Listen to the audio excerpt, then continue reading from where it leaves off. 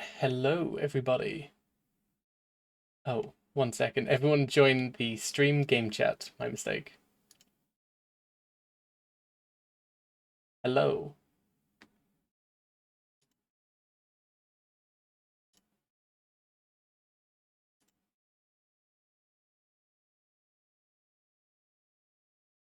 And I'm ready. Okay. So, um, if everyone is okay, I'd like to do a recap of the session last time. So, we started off following on from the events of the previous week, where the party had just encountered a bunch of Kappas, and without going through any combat, using your wits to kind of outsmart them and ultimately paralyze them so they couldn't do any mischief, you managed to get what they had stolen back and return it to the people who they had stolen it from. You then spent some time inside the temple. There was a lot of stuff going on as there's this big festival going on to call the end of the year. And it was a time of remembering the fallen, um, and overall, just a very solemn time for a lot of people. However, that all being said, not many people, um, they didn't feel particularly sad uh, of everything which was going on. It was more of a time of remembrance. Um, but you stayed at the temple, the monks giving up their bed and their food for all of you, as was tradition for the temple, and we stayed for a while. Shio did a quick storytelling of a story they had composed, and I think Umibozu, you did a little performance as well with that. Um, when suddenly Kibi Kibi saw a spectral rabbit kind of hop into the distance, where you went on down to a nearby the small city. It's actually the city of Zushu, which is the capital for all of Shu. There's a big number of houses and stuff. However, you just kind of skirted around the edge. As you went through, you cut all the way through and went to. There was like a bamboo forest on the other end, where you went through. You saw some people and other paths, kind of uh, nearby streams, and just kind of walking with like paper lanterns. However, you went and darted through into another section where you saw some samurai graves, a number of which were actually dug up, the bodies missing and the swords to one side. One of which being the sword of Pyphoon's father. Their body not there either. And that's pretty much where we ended things. The rabbit is not there anymore. Lan had actually gone back, however, has not returned yet, and will pick up with you all still in the forest.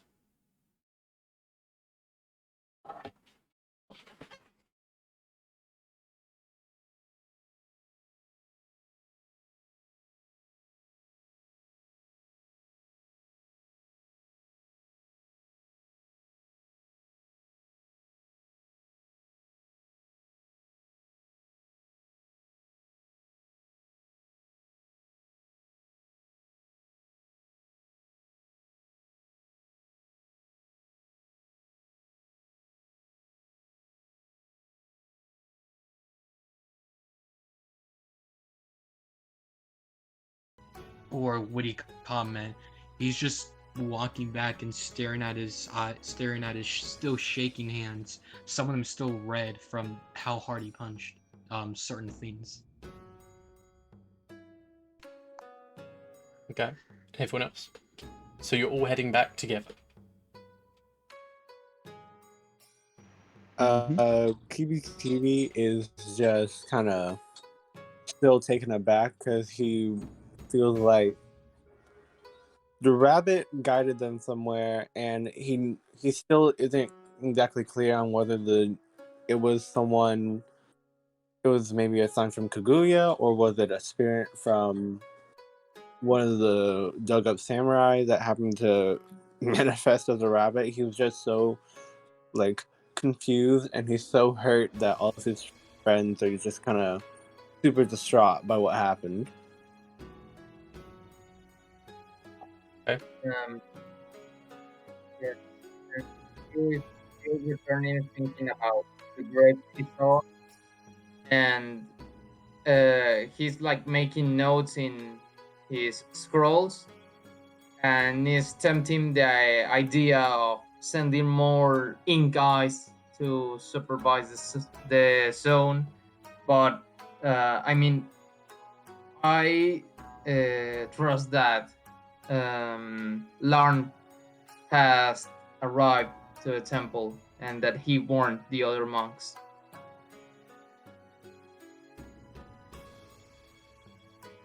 Okay. You might know as well, this is pretty much the dead of night, as when we ended last time, a bunch of people, a good like few hundred people, let off paper lanterns into the sky, making like almost like stars kind of coming up out of the forest and then floating up and up. But it is the dead of night. So as you solemnly head back to the temple, Larn is actually there as well. A small group of monks around him as he's kind of pointing in the direction, with some also military police there as well, wearing like kind of heavily armored, but we're having like more pole arms with them as well, as they're all kind of rushing, and they meet you on the road as you're kind of heading towards this temple.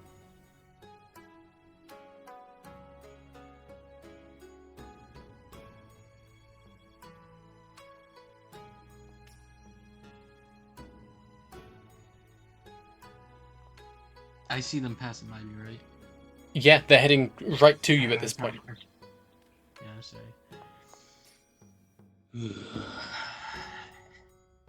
Looking away from his still shaking hands, he looks back up to the monks.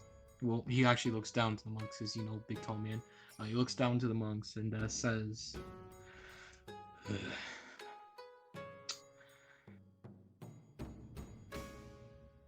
"Grave robbers. They stole everybody there.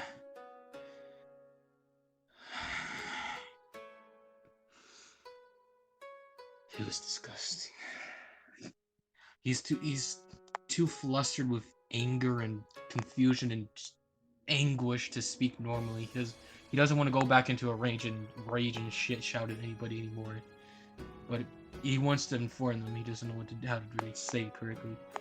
As you say this, it's a small group of guards, but like maybe four of them kind of go on around you and just kind of yell back like, "We'll secure the area," and they just kind of go off and head in the direction which Alarm would have told them before. There is Find them, please. We will do our best. Bless you. nothing good is coming from this situation, and this festival is covering up a lot of people.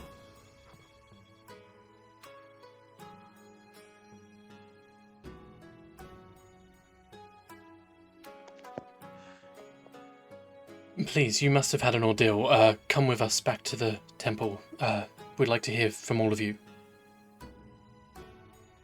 Of course, and at least I follow.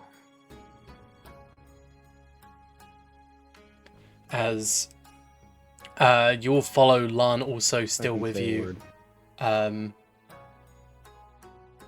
lead you back up the path, winding up the mountain which I had since come down.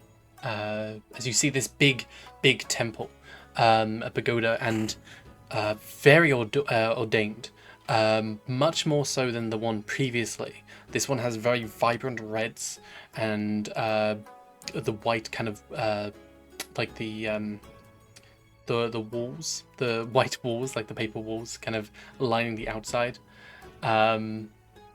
with lanterns hanging off the edge, and there's a number of them kind of darting around in almost like this pentagon design in the middle, opening up into a large courtyard. But it's a very big and grand temple, and they lead you into the main room of the entrance.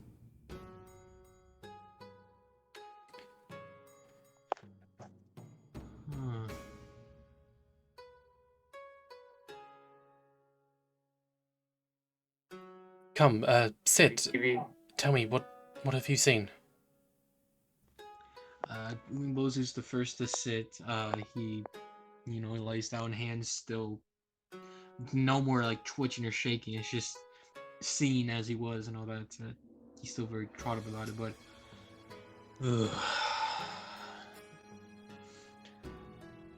Our friend, Kibi, the rabbit person you see by me, he waves her hand at him.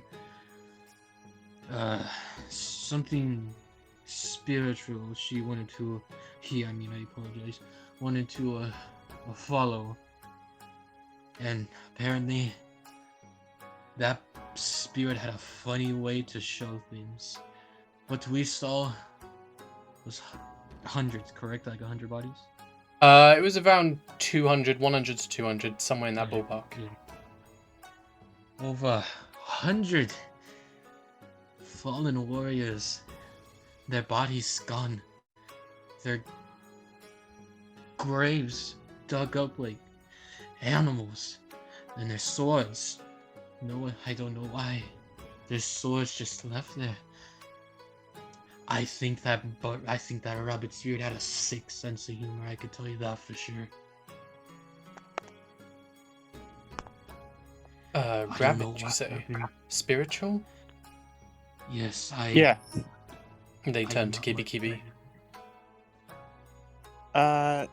Yeah. We were at the place where they were going to release the lanterns, and I happened to see a bluish spectral rabbit. And we've noticed their presence for a bit, but I really wanted to know what their deal was, so I kind of chased after it, and we chased it for a while, and it led us to the gravesite. So, yeah. That is peculiar. Well, you are welcome here for the night in the Temple of the Astral Self. Please, we have accommodations for you, if you don't mind. Of course. Go ahead. This is still a festival. Please, as shocking as the sight you would have seen, it's in our hands now. Please enjoy yourself. are you going to tell the rest of the monks and the temples? Why would they call mass hysteria? We will keep this isolated. This is something in the military police's hands now. We don't want to cause mass hysteria upon the folk. Trust me, it'll get worse. Especially now. This is a time of remembrance. Not something like this shouldn't be lingering. What with the demons roaming about? They'll think they did it and it'll cause nothing but more wars and more death. I don't want more of that. All None the of more us. reason to keep this contained. Understood. Ugh.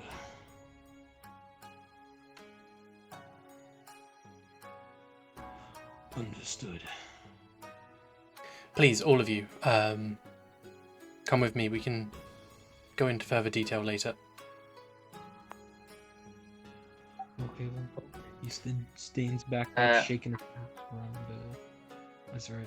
He then stands up, shaking his hands. Or if the tiniest glint of another light blue could be seen again from his tattoos around his arms, but just the slightest little flash as he was shaking around. As Shio follows, he gets near Python and, well, he just asks, "Are you okay?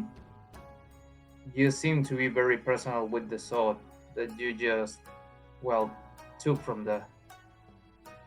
Is it something personal?"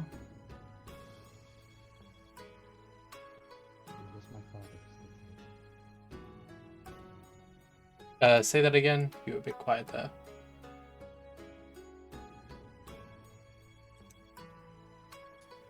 He said it was his father's. I'm sorry. Ugh.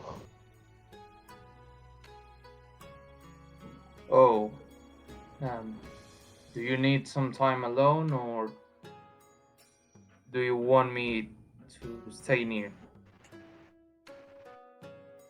He doesn't say a word after that. Doesn't say anything.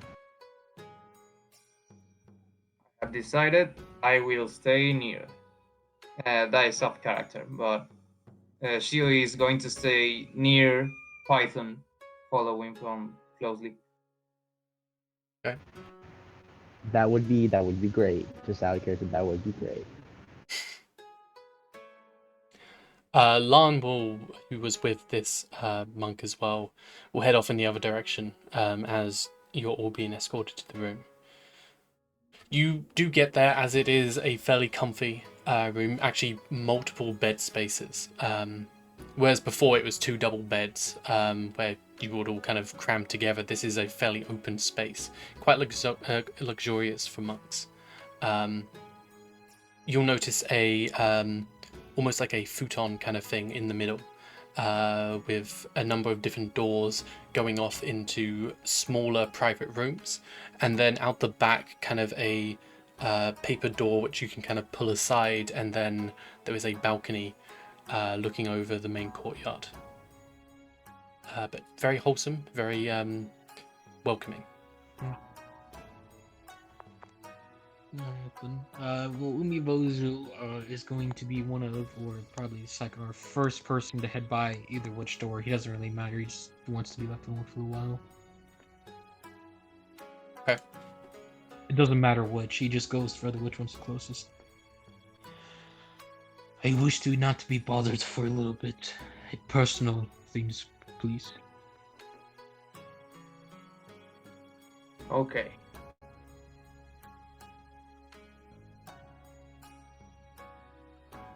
Same goes with our samurai friend over there. He's experienced it worse than all of us combined.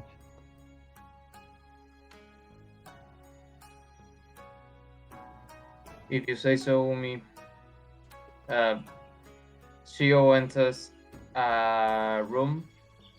If any of you need me for anything, just knock on the door. I will be drawing and maybe meditating. And Kibi, I have noticed that you're, well, thinking something really hard.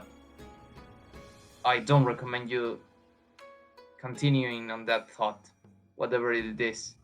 Rest well. Yeah, you're right. I've been thinking about this a little bit too. I'll just enjoy myself like the monks are telling us to.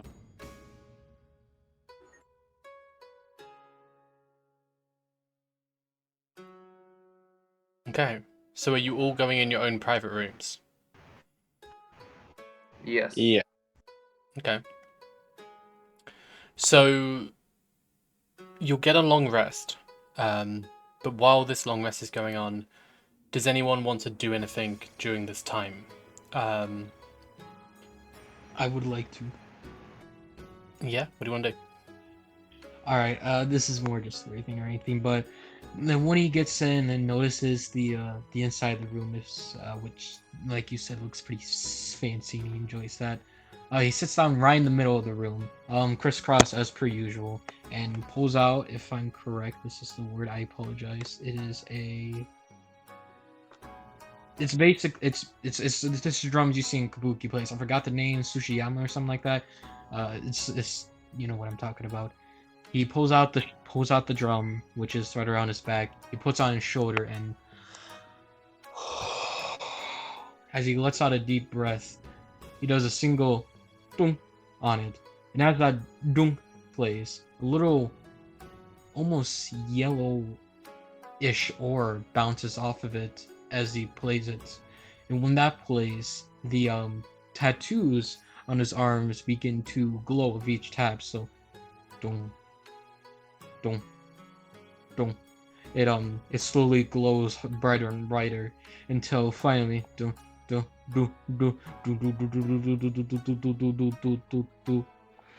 boom, one final slap of a huge burst of yellow something we don't really know yet, or you guys, who knows, bursts out, and finally his tattoos finally glow a iridescent, glorious blue, almost that of the moonshine if it was bluer, with the filling up each and every corner of the room with almost like a blue spiring flame coming out of the tattoos as he just kind of rests, and this somewhat calms him down. No more shaking, no more anger, no more violence, no more disgusting thoughts in his head. It's purified. He's clear of mind now. As he just does one more final big deep breath, lays down his drum, and just kind of lays there until something happens, or if he goes to sleep as is. Okay.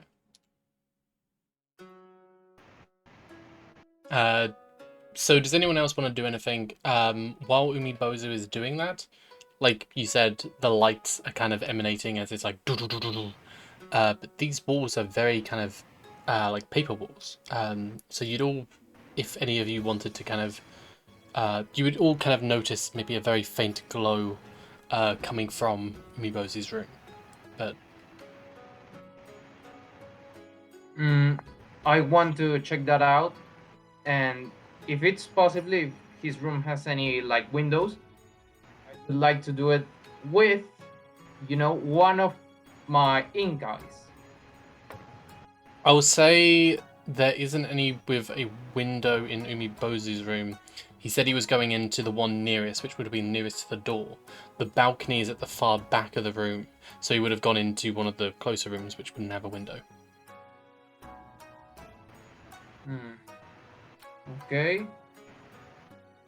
Then Shio just notices the glow, but as an Oni himself, he knows that people and yokais and every like living thing in this place can be something else. So he doesn't worry a lot about it because at least he trusts Umibozu. But he starts painting the figure of Kaguya, and he's just starting painting figures of like gods and ancient spirits. But at the same time, I want to, I don't know, make like a history check or something like that for just seeing like if Shio knows of some kind of criminal that would want to rob a corpse but not a sword, or well, the things that the dead was buried of. Okay. Roll me a religion check, then a history check. And let me just check one other thing. Okay. Okay, for... Hang on 1 second. Okay, I have something for Typhoon I want to do. I know. 1 second, Typhoon. Yes. Okay, religion, history. So, it's hard to tell why someone would rob a grave. There have been some cases of it in the past, but it was grave robbing, taking things. The swords, probably being the most valuable thing on them, were left aside, so you can't quite put the pieces together. What value would the body be and not the sword be, basically? 21 religion check. You would have had some time around Kibi Kibi and know the gods, know Oni in the area, and know a lot of the things which are going on, and you can create a very beautiful depiction of Kaguya, as well as the other things you're drawing in your scrolls. Okay. As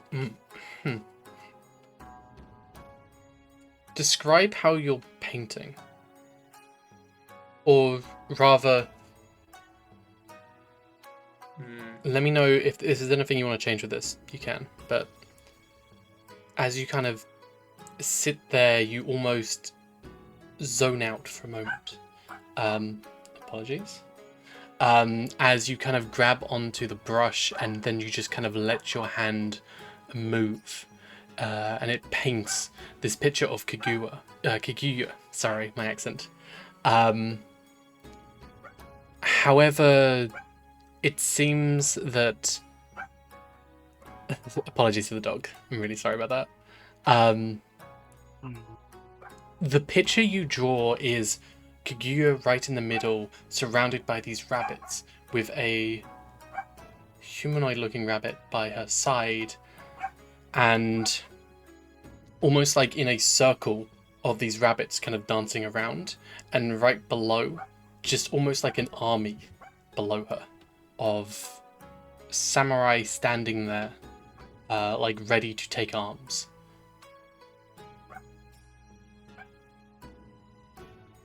Whoa. Yeah, that's pretty accurate. And I would just want to add something to the picture. I pull back another scroll and start painting like fire, blue fire, little balls that float around all the army and Kaguya. And there are just like in some kind of parade or march to through the stars.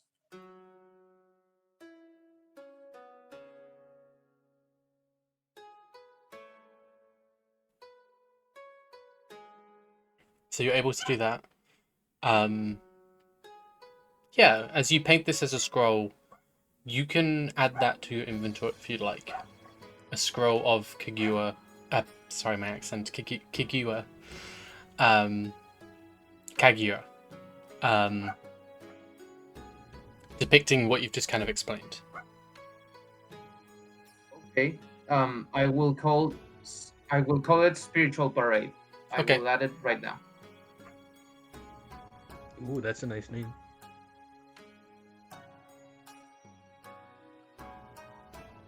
Pythoon, you said you wanted to do something. Yeah, sorry, my Wi-Fi just shit itself. And You're good. I didn't know what happened. I didn't know what happened. So what did you want to do? Okay, so Pythoon's gonna sit in the middle of the room, and then he's gonna pull out his father's sword and then hold it between his hands, and he's just gonna sit there meditating, for thinking about, like, he wishes that he can talk to his father about, like, if he knows anything or something like that, but he can't. He just wishes and he prays and such. You don't feel a connection, or rather you feel a connection to your now past father, but you don't feel a direct connection. You don't feel like he's speaking to you or anything. But you feel that kind of emotion surge through you, the one where you picked up the sword and you were certain you were going to slay whoever did this. And you feel emboldened by that. It just kind of lingers there. Who done this? Okay.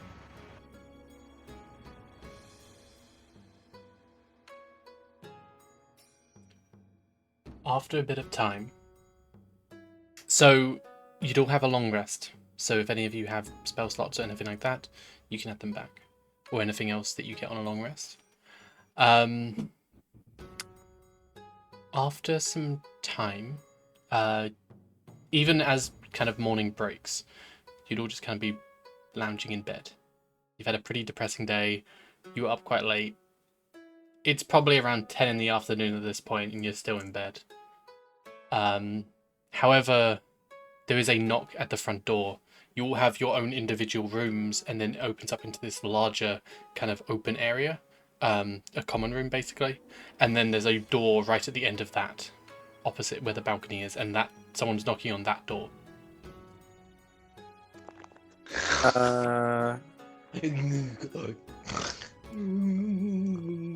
After hearing the snoring, I would want to get up and just answer the door, just to be like, "Who is it?"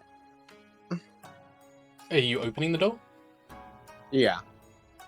There is a tray full of like oolong tea and just like steamed buns and like basically breakfast, with two maids kind of down on the floor in a bowing position.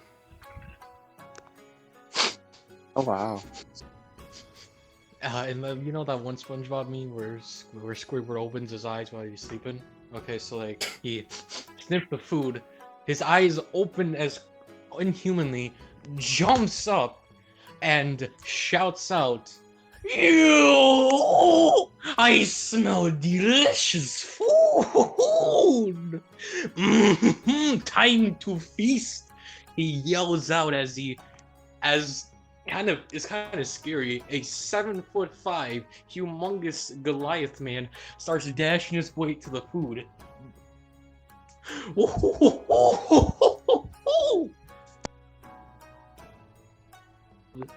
He's in a much better mood now, thankfully. So that's good. But yeah, Say Kibi, something for me. you at the door. I'm just gonna look at Umibozu. I'm gonna be like, "It is the morning, and you are yelling like we are at some type of event. Please." But I'm gonna take some of the food and a thing of tea and just shuffle back into my room and sit down and enjoy it. Okay. Unfortunately, Kibi kind of stopped up before he was gonna say anything. Oh, never mind. He then runs in, and then just kind of proceeds to yoink the entire tray and runs back. You would see, as you kind of close the door behind you, the two maids just kind of still bowing. But the door closes and you hear a bit of shuffling as they kind of walk off. But yeah, you have this tray with, well, Kibi took his portion, but 3 other portions of breakfast for everyone else.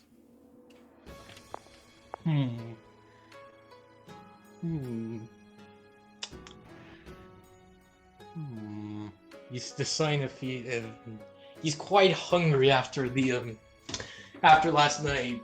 He doesn't know if he should give it to the rest of his friends or just kind of say the maidens forgot them.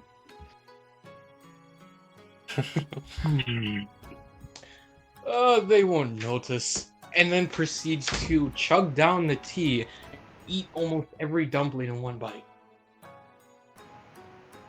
Typhoon's gonna wake up a little bit annoyed and gets out of his room to see who's not at the door. Umi, roll a stealth check real quick, as this will determine if Typhoon is basically walking out as you are eating his food.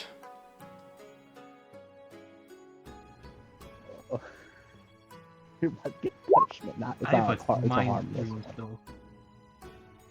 As you are, so you're halfway through. So there's 3 trays. You finished one of them. You're halfway through the second one as Typhoon comes out.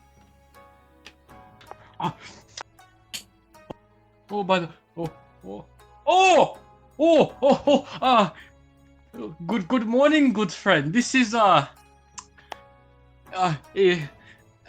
I have nothing. Oh no.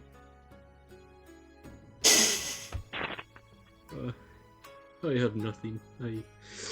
I am dishamed once again.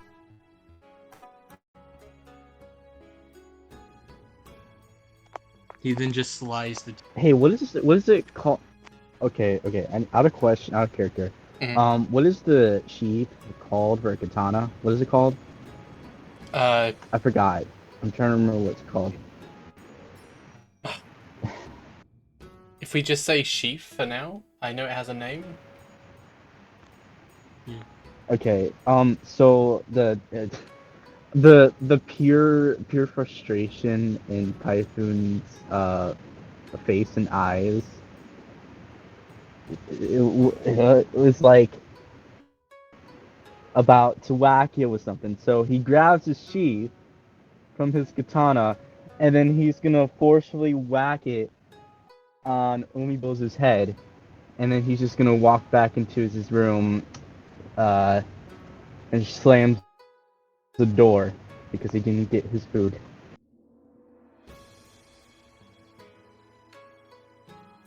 And Shio as well. You would probably hear this as well. Oh, ow. Ooh. He just pops out and he's, are you okay? What are you doing? I have been humbled once again. He's gonna slide the food to Shio and just lean back into shame. Ugh, I was hungry. I'm sorry. Okay, Thanks a lot for that, Umi. now you're gonna Okay. make me starve. I will prepare for you a gift after this. Don't worry, it will come. And he Whoa. just goes back to the room.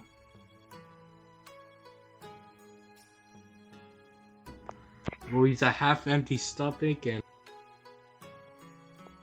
he has a half-empty stomach and a full headache now, so he's good. This is a pretty good morning. Okay. So that's pretty much the morning, as you hear a bit of commotion outside. If any of you would be looking outside the balcony right now, you'll see...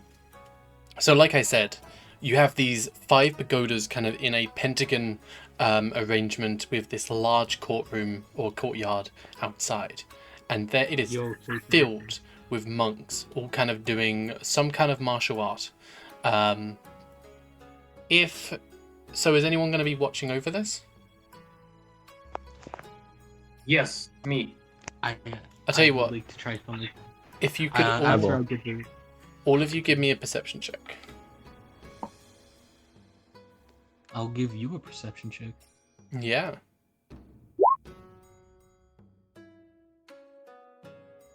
Yeah, that's what I thought. Okay. Okay. I jinxed myself again.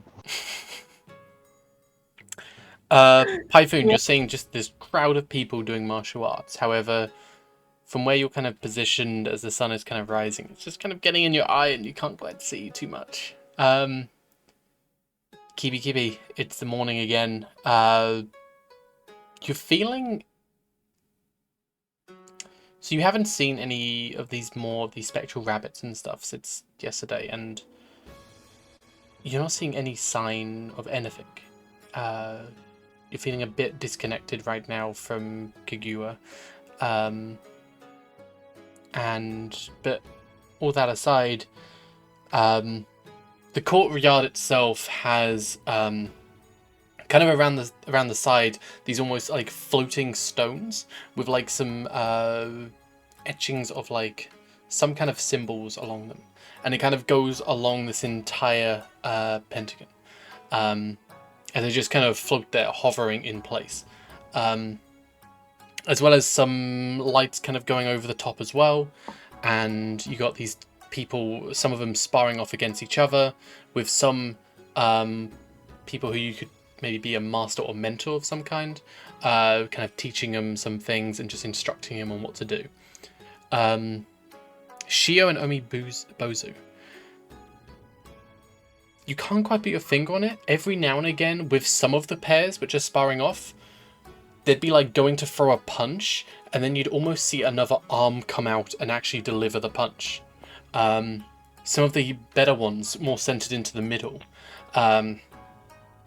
Actually, in the very middle, you'll probably see these 2 people sparring off. A much larger space is kind of given to them, as these 2 people are like a good few feet away from each other, as they seem to just be standing there completely still, and then almost a blue spectral form of themselves comes out, and then they just kind of punch Oh each my other god, in is the this middle. a JoJo reference? Not quite JoJo, but I had to do Great. it. I'm sorry. something similar to that, as Star Platinum comes out and I'm sorry, I had to do it. but it kind of, their forms kind of come out, and then they kind of do some defensive stances and just kind of spar off against each other before fading back in, and then Well, I can certainly say for sure Umibozu is interested in the multi-hand spiritual form Hibby Jibby. He doesn't understand a single thing what's going on, but his cool spirit things find each other, so of course he's interested. So his eyes are gazed right at that, barely even blinking. He's staring straight at that. He is intrigued, and he wants to know who's gonna be punched first. And then he looks back to his arms.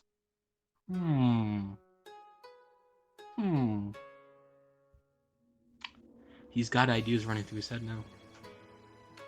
Do you think you could take one of them, Umi? Oh, he darts his head back.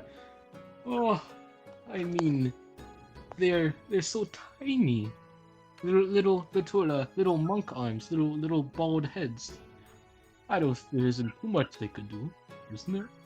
All they have is tiny little monk bald heads and tiny little monk arms.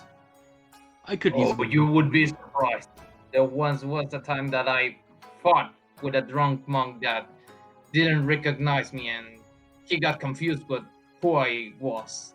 Let's just say that I had to glue my horn back again. You.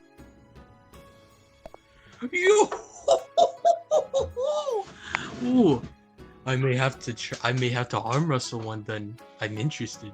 Thank you for telling that story though. so what are you all doing? I'm still gonna watching the funny JoJo reference people fighting. Okay, I'm gonna get closer, closer to watch this because my view sucks. So. Well, you're currently on the balcony right now. Are you going out to the main courtyard? Yes. Okay. Anyone else? I am going to stay on the balcony, but again, I am going to observe and paint. Okay. Especially like the monks that are like doing invisible punches and Star Platinum things like that. Roll me a charisma check then.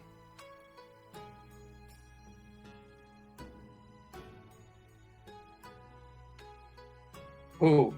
You roll me a charisma check to see if you're drawing. Charisma being more of a social kind of check, or that's how I would play it. Social or creative, and as this is kind of a creative thing, I would say charisma. Okay. That was 6. With your expertise in kind of this kind of artwork, you are able to create something which is not quite realistic of the scene, but artistic. As you kind of create a some nice imagery from what you're kind of seeing. Okay, thanks. That would be all. But Pyphoon is going down. Umimbozu, you're also staying up in the room as well. Kibi, what about you? I would think that Kibi would probably be. He's still very distraught and he's trying to enjoy himself, but what he's probably going to be doing is maybe some meditation to just like, he feels disconnected from Kukuya and he's really unnerved about that. So even though it's during the day, he still maybe wants to like resonate and put his mind at ease. So he's probably just meditating at the balcony. Okay. Since seeing the spiritual fighters, monks fighting each other, and hearing about Shio's story about these people, He really wants to arm wrestle one of the best monks there. So, a little bit of thinking, a little bit of a aha moment. He tries to run down as quick as he can to the middle of the place. And you know, it's quite scary seeing a 7'5" Goliath man run. I don't know about you, but that's an unstoppable force and an immovable object. Okay. So, okay. Python first. As you're going down, I described a few different people. There's this kind of main or more advanced kind of group going on in the very center of this pentagon. But around the edge, there's a bunch of people sparring as well. Is there a particular group or something you wanted to look at? Well, I know that Python's been meditating, but he wants to try astral projection if he could. Okay, so what do you want to do? Well, is there a specific type of group that is trained for that, or? Roll me another perception check as you're now in the courtyard.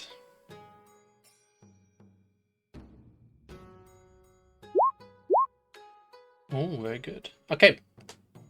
Like I said, there's this more advanced group kind of going on in the middle, and you're kind of seeing almost this gradient. The further into the center it goes, the more advanced the classes seem to go, as the more fast-paced sparring is kind of going in the middle area, with around the edge being more like basics, with a few people like throwing out some very simple punches.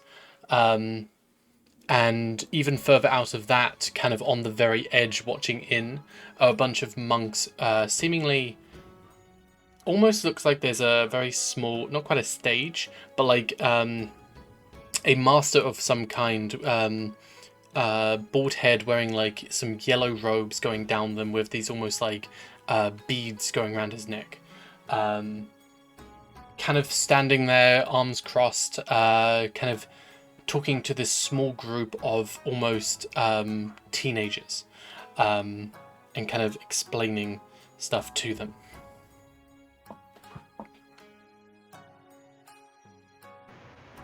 Okay, so I'm gonna approach to that group, but quietly, so I don't disturb them. I'm gonna wait until the teacher is done speaking. Okay. He continues on talking to the class about how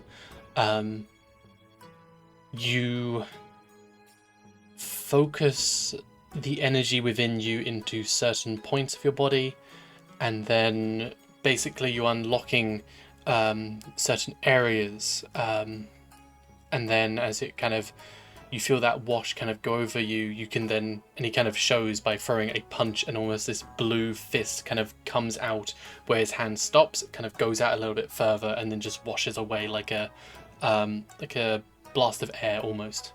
And he kind of teaches about the fundamentals of Hyoji, as it is the projection of your ki, of your spirit, going forward. Real quick, for shits and giggles, roll me a religion.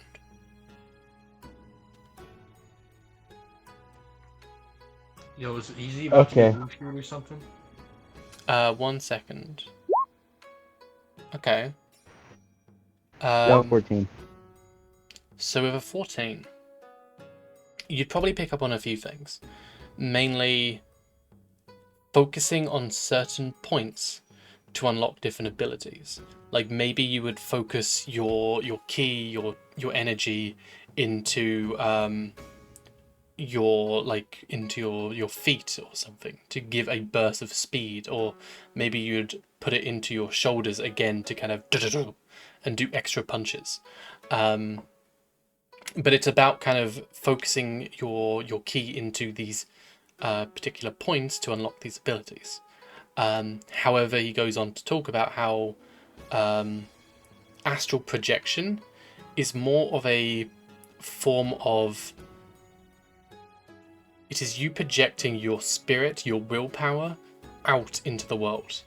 And he kind of harkens into that, where it's less of a spiritual thing and more of a you bending the arcana around it and then forcing your spirit, your ki, out of your body for a brief instant.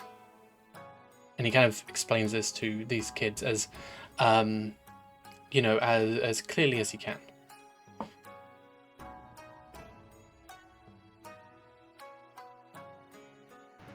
Okay.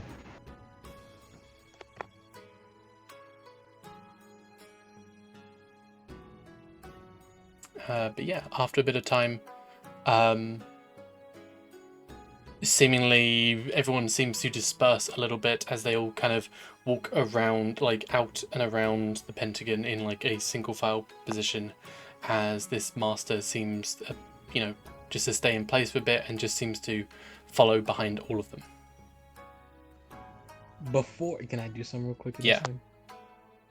Before they all head out, finally, Umibozu, the big man as he is, finally reaches in time, right out of the edge of the door, and before they were about to go, he yelled out,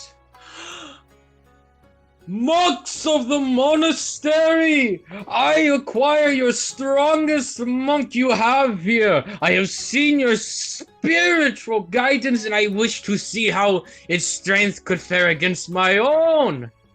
You'd probably see I as could echo that. with a few of them as they're kind of sparring, a few of them like taking defensive stances as one of them is being more aggressive. Probably like one or two probably take defensive stance and then they kind of, what the fuck, and just poof, get hit in the face with, as they're distracted. Before like, then, really loud, like super loud, and it echoes around as well. Python, what were you saying? before then, okay, so I'm gonna get you know what's about to happen. So he hears Umibozu yell, and gets a little bit mad because they're trained and it's supposed to be like in a quiet type thing. So he's gonna walk over to Umibozu and it's gonna whack him with his sheath again and say, "Be quiet, they're trained." And then he just goes back and follows the trainer, I guess. No. The one that he's seen. People of the monastery, I acquire your strongest monk in the temple. He's actually whispering this now. I have seen your spirituals powers be put to the test, but I want to test it for myself. He whispers now. And he's dead. He's only asking for like an arm wrestling match, if anything. Okay, roll me a persuasion then. Oh, okay. Okay. As these people are very kind of, they're concentrating on kind of what they're doing right now. They're not really looking for an arm wrestle, but let's see. Okay, 22. One of them does come over, seemingly just before heading off with the small teenage group. So the master who was kind of giving the lesson before kind of walks over. The teenagers now having stopped and are now kind of looking back and walking over to you as well. Sorry, you wanted an arm wrestle? Aha! I see someone heard. You heard that correctly, my good friend. I've seen your powerful spiritual powers, and I want to test it for my own. Sir, this isn't a test of strength. This is a test of spirituality, of ki. Then spiritual arm wrestling. I have my own powers, if you say so myself. He puts his right arm up and flicks it around as a little glow of light emits around it. Wink, wink, nudge, nudge. I see. You also have some spiritual arts in you? Ah, yes. Have you ever heard of Shuboju Peak? I can't say I have. Well, I'll just say this. Whenever a adventurous soul leaves our town, we get imbued with special powers from our god that we bless with. I won't go into details yet, but maybe if you win, I'll tell you a bit more. Wink, wink, nudge, nudge, hint, hint. You know. Well, um, while this isn't a test of strength for me, I feel like this could be a good lesson for the younglings here. He looks down to the younguns because, you know, they're quite short. I'm not gonna question it then. It will be a good test then. I'm excited. He will. So, there'd be almost like this stone fence kind of going around, as he will seemingly stand next to it and with his arms folded. Come on then. He walks up to it and then. Oh, best of luck to you, good sir. And you too. Okay. As you put your hand up to kind of do an arm wrestle, he doesn't. As you'll see this almost like arm kind of come out of his side without the cloak, just kind of a skinny almost arm, and press up against yours, and you feel contact as it does that. His arm's folded, but this spectral blue arm comes out. Then I guess I'll bring my own techniques as well. He says that as his kind of like last night. Only his arm, his main arm, his right arm, by the way, glows much more a iridescent blue with a little bit of like flame look. You know what blue flame looks like, right? Kind of like that, made from the tattoos. Well then, shall I get started? Do me a strength check. Or Okay. strength or dex, whatever you think is best. Okay, so I have a Typhoon- -3 dexterity, but okay. Well, you can do strength. Okay, so as this going on, Typhoon's gonna like sit down watching this quietly and see what's gonna happen. It is. I don't want to be that guy, but it is a check, not a save. Oh, what? You did a strength save, not a check. Oh, okay.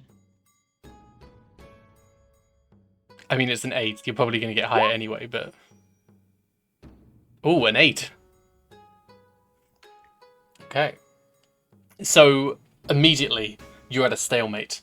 As you both kind of put some force into it. Not much, as I guess at this point you're almost trying to suss out the other person. But you are deadlock in the middle.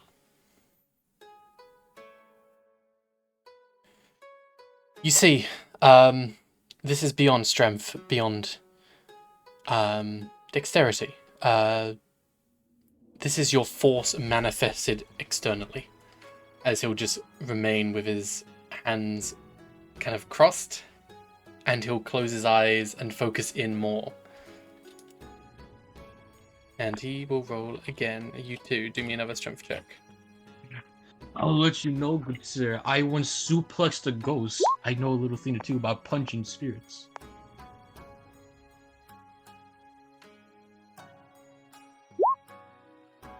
$24.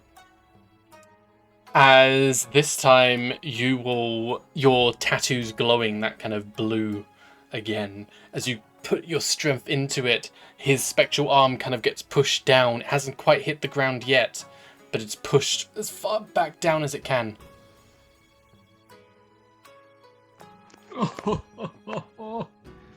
He's being a bit more confident. He's laughing. He's getting all cheerful, but he's not getting cocky per se. He's just getting ready to, just in case he pulls out some spiritual hubble jubble stuff. Because I feel like he's gonna do that. Omi Boozy should not be rolling with disadvantage. I'm taking the number which comes up first. You're rolling normal, by the way.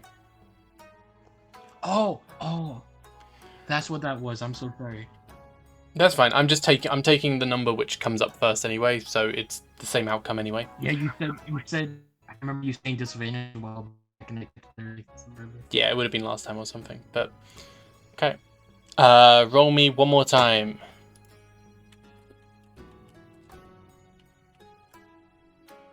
Oof.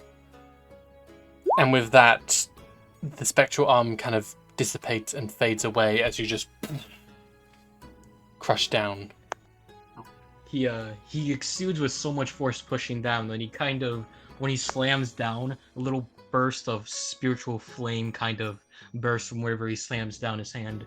After that, he claps his hands together, rubs his shoulders, and excuse me.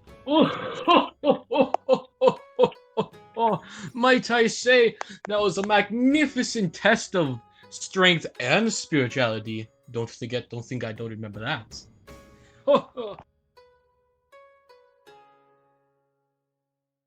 Right. Yes, while we're technique, something I still need to polish. You did very well. I thank you. Well, with that, even the weakest person can at least hold their own against someone as formidable as yourself. Something to keep in mind.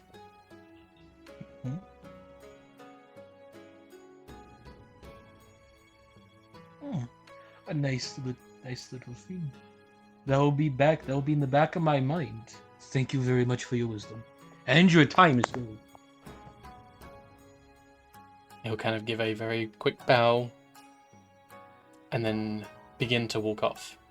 As he kind of does, he'll also turn and give Python a bow as well. Aww. Yeah.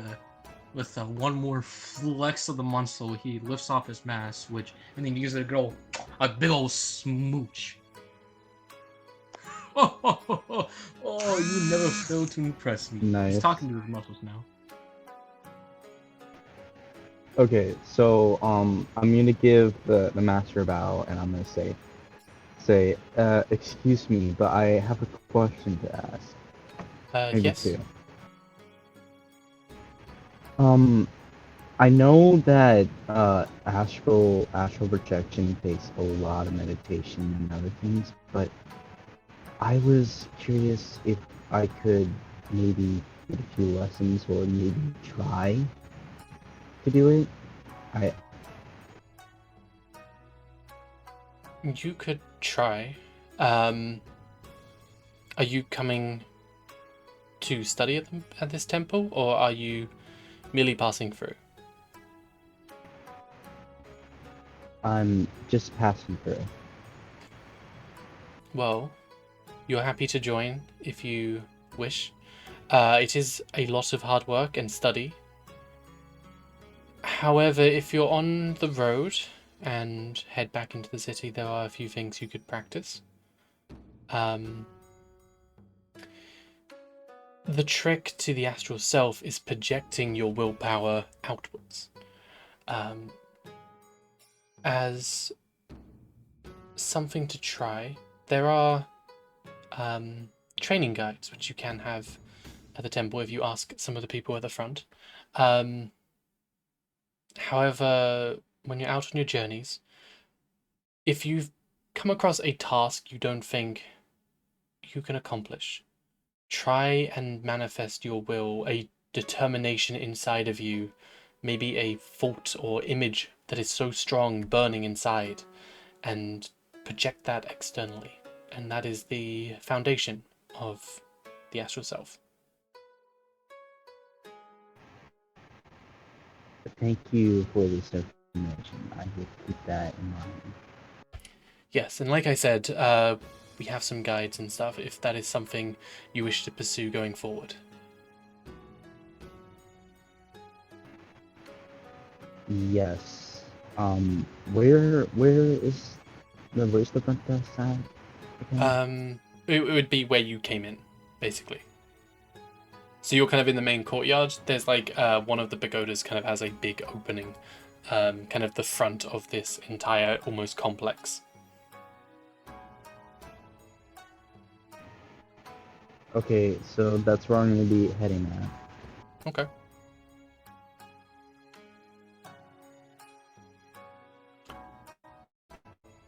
So if you're looking to go there, okay.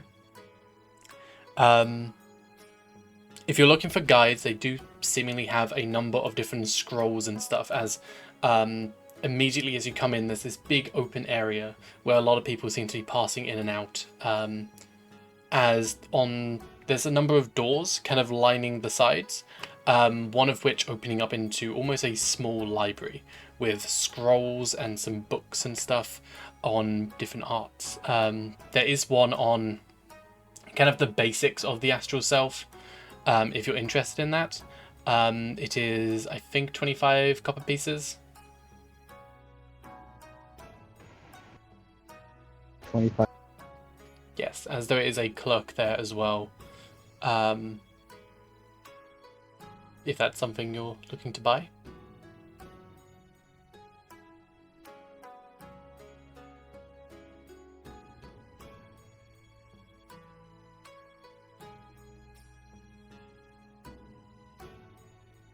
And it is a book. You can just say the basics of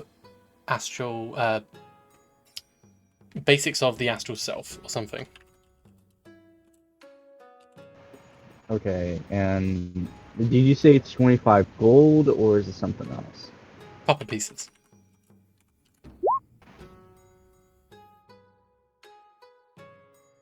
Not gold, copper pieces. Copper pieces? Yeah. So I can't give him a gold coin whatsoever. You can give him a gold coin and it changes down. There's 10 copper pieces in a silver piece and 10 silver pieces in a gold piece. So if you give a gold piece, you get 90 copper pieces back. Okay, so what was the book called again? I put it in chat. Basics of the astral self.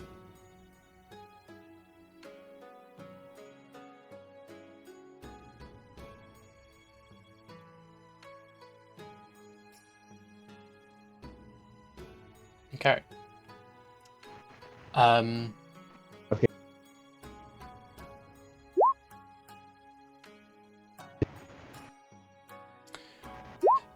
So what would everyone else be doing?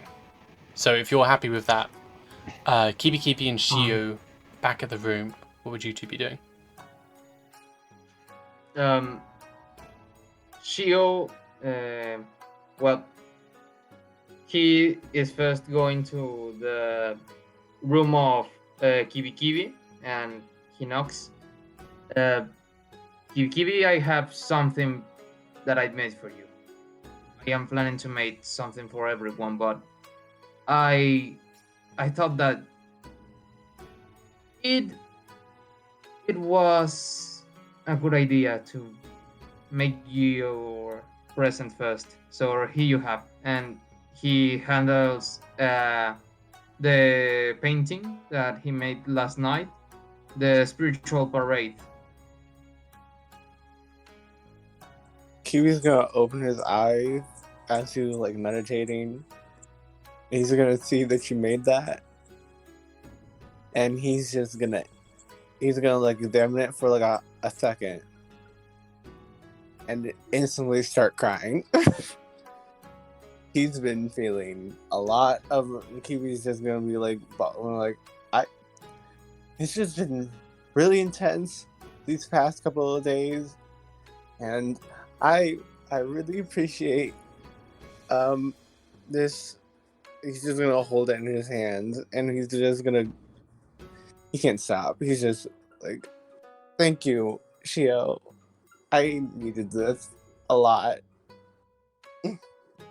Yeah, there's no problem. If you want anything else, you can tell me about it. And he pulls out like kind of a notebook, but with the form of a hexagon, like an amulet.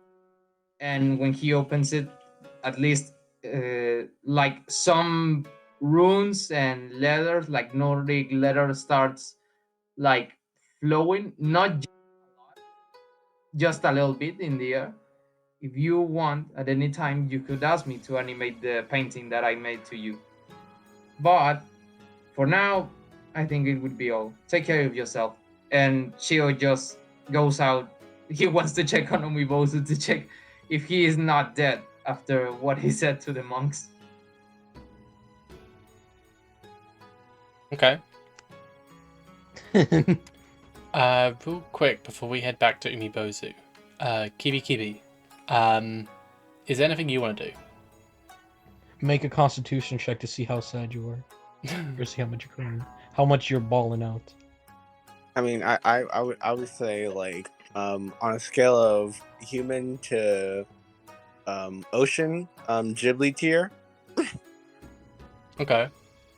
That's what's happening, and While Shio has walked out and kind of left you behind, you still have your breakfast and stuff, or you would have probably finished that by now, but is there anything you want to do?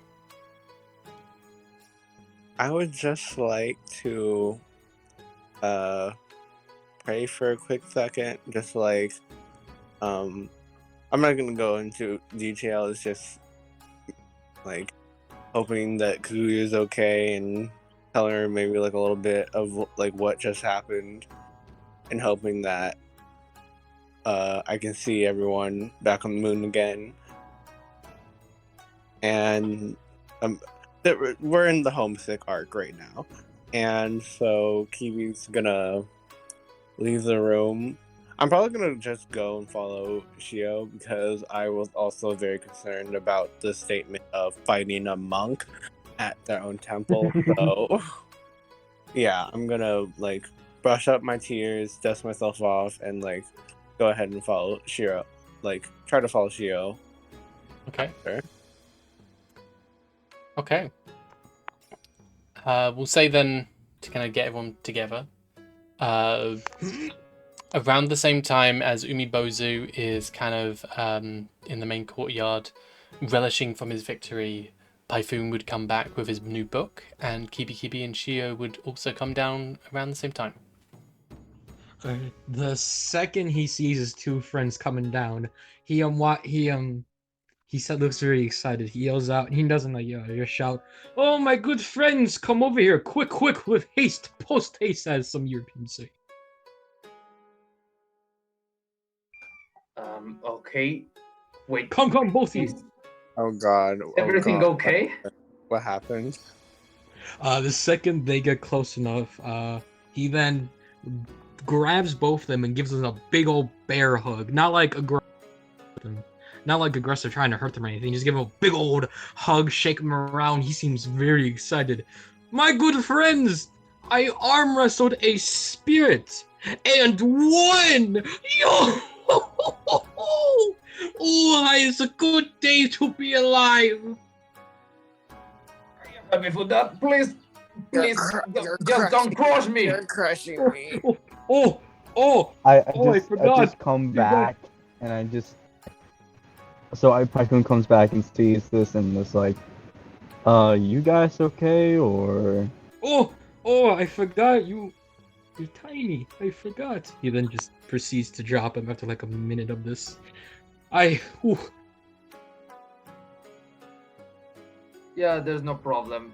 Just make sure of don't crush me under your strength. So, how did it go? You wrestled a monk, right? I arm wrestled a spirit hand, a real life spirit hand, and won.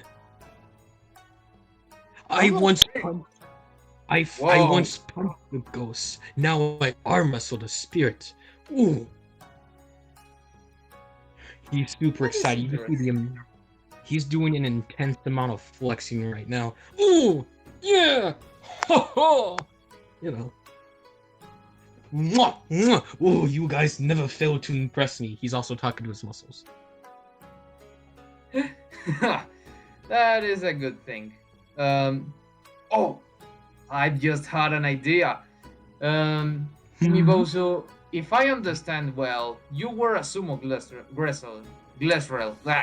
You know what I mean. Oh, how could you tell? I don't know, maybe it's your, body figure, but I think I can actually hand you over one, same-sized opponent like you. I don't know if with that strength, but it will definitely be something challenging, I think. He rubs his mask. Oh, it's been years since I've done an actual sumo wrestling.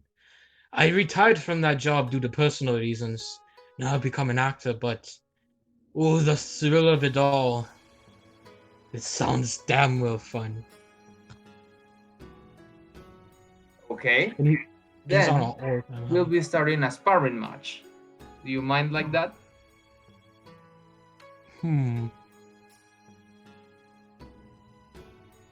Go ahead.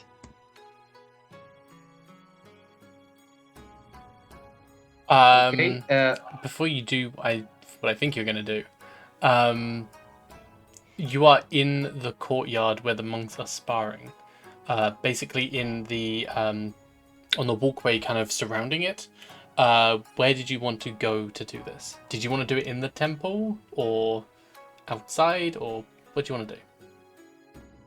I was going to say outside, but I want to ask like other monks if we can do like a little sparring match between me and my Goliath friend. So You can we don't ask. bother or that we go to other paths. You can ask. The courtyard is fairly packed to this point in time. You can ask though. No, if it's fully filled, then maybe inside the temple. And I just going back, and if any of you want to come, you are of course invited, and I will try to make sure that we won't break anything. Well, if you want, so you have the main courtyard. All these pagodas kind of in a pentagon around, with the entrance kind of going out. There's some flat areas like right outside in the front lawn, before the path kind of winds down.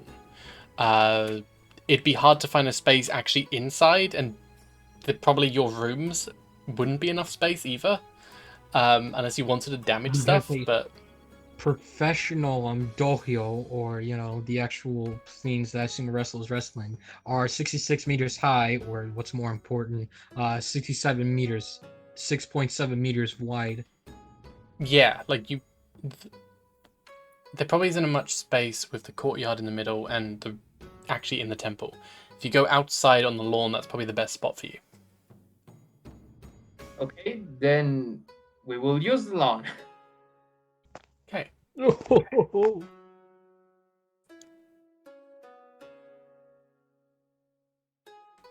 Here's how it will work then. So when we begin, is basically do a grapple against each other. Whoever wins would then have basically they can continue. They roll a strength check to try and push them off, while the other person could then they'd have to get out of the grapple, and then they'd have to grapple them to push them back. Okay. Okay. So, And before we start, he pulled out of one of his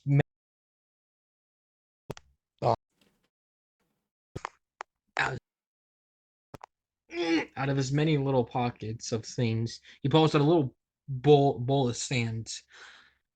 This isn't correct, my good friend. He then walks around throwing around the sand inside of the circle we're doing. My good friend, we cannot have spirits interrupt our thing. No evil spirits might interrupt our wrestling, he says as he continues throwing it around, throwing the salt around the stage or the circle. okay, if you say so. Just, I will have to warn you, I will use a little help. It is nothing compared what you have, but it will give you a fair match, as I can't really contest with your strength at this point. After saying this, I start calling if like people near us, and Kibikiba in Python, come watch if you want. This is going to be a little spectacle.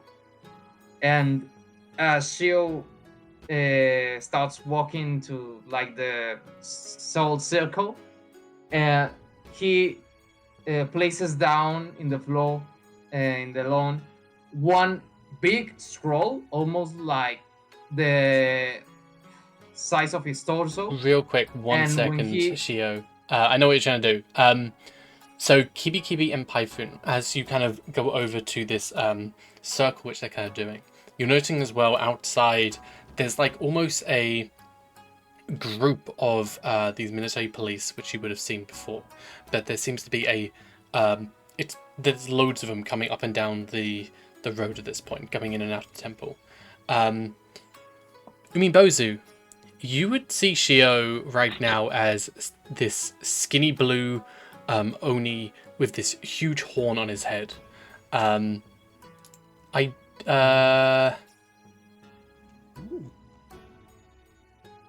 Yeah. No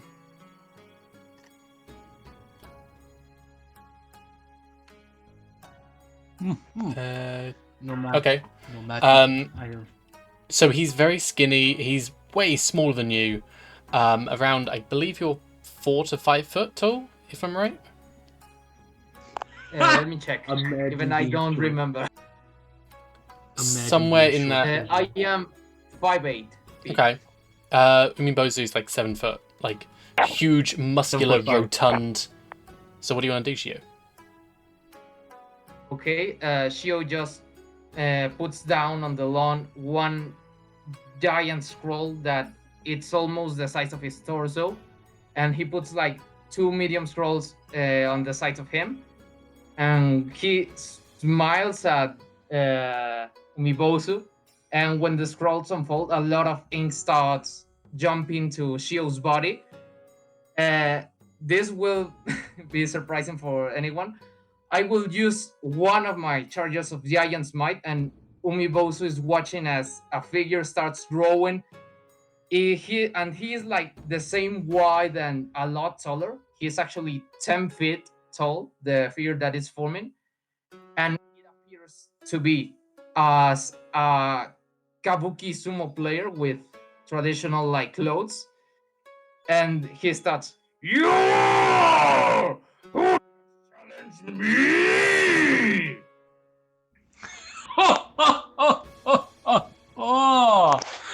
Oh, we have ourselves a worthy challenger, we see.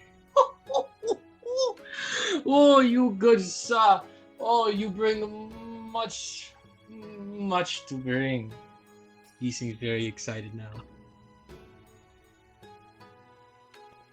Finally, he finally gets ready in his position, going between, there's at least like a few inches between them of the line.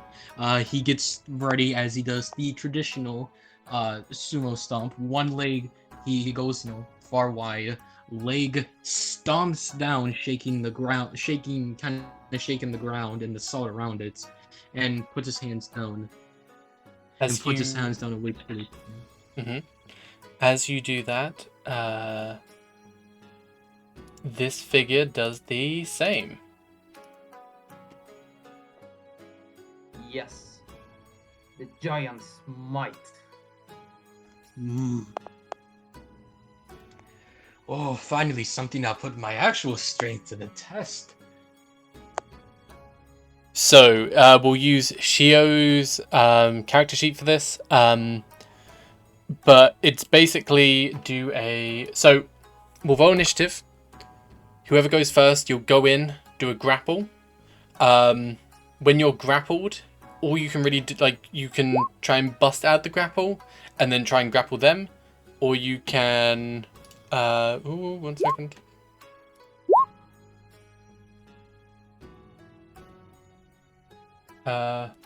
You can try and bust out the grapple, and then you have when you're grappled, you have disadvantage on strength checks. And if you can bust out the grapple and then grapple them, or you can do a strength check to try and push against them and push them back.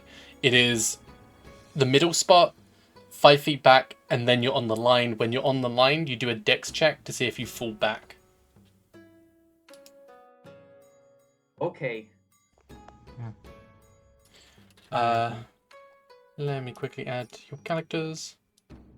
Why is there like 2.95 where initiatives and That is the tiebreaker. So it depends on. So you roll your number. If 2 people have the same number, it goes down to how much dex you have.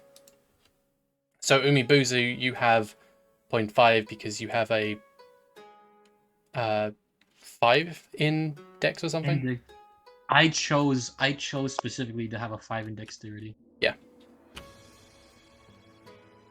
Let me just add your things as we begin with Shio. What do you want to do? Okay. The giant sumo wrestler starts walking menacingly to Umibozu as he points at him and he says, "You puny little man!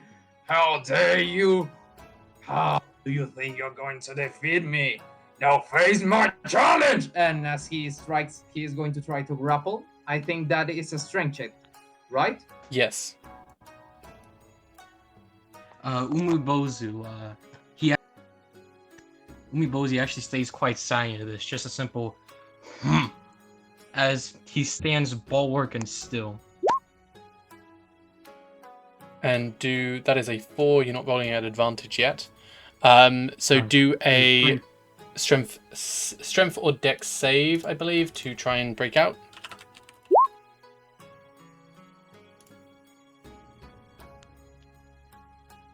So yeah, as you go to grapple and your giant kind of puts its arms around Umibozu, he just kind of and breaks free.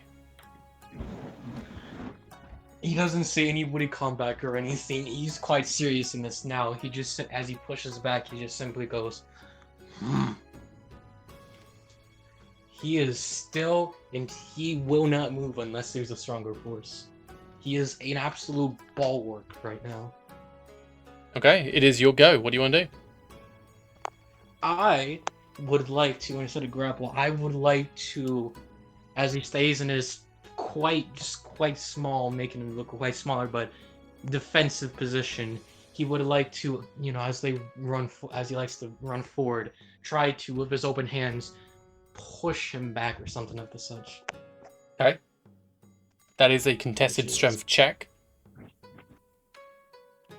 All grappling does is give the other person disadvantage. So strength, and then versus Shio. Strength, Okay, strength just or first dex. I want to clarify one thing. I'm sorry. Well, I think, for this combat, I assume that the Giant's Might strength checks and save check of strength doesn't give advantage, right? Because Giant's Might gives advantage to that. But Yeah. I will assume that we doesn't count that. Yeah, right? this is just for fun. Yeah. Okay. Then there is. You can do a dex as well because I know you're not built for strength. You're not. Okay. Damn it. Still, as Umibozu goes to push, this giant kind of takes the hit, but stays firm as both of you have tried and neither of you have moved. We are both unstoppable objects and immovable forces. Let's see who will move first. Shio. Okay.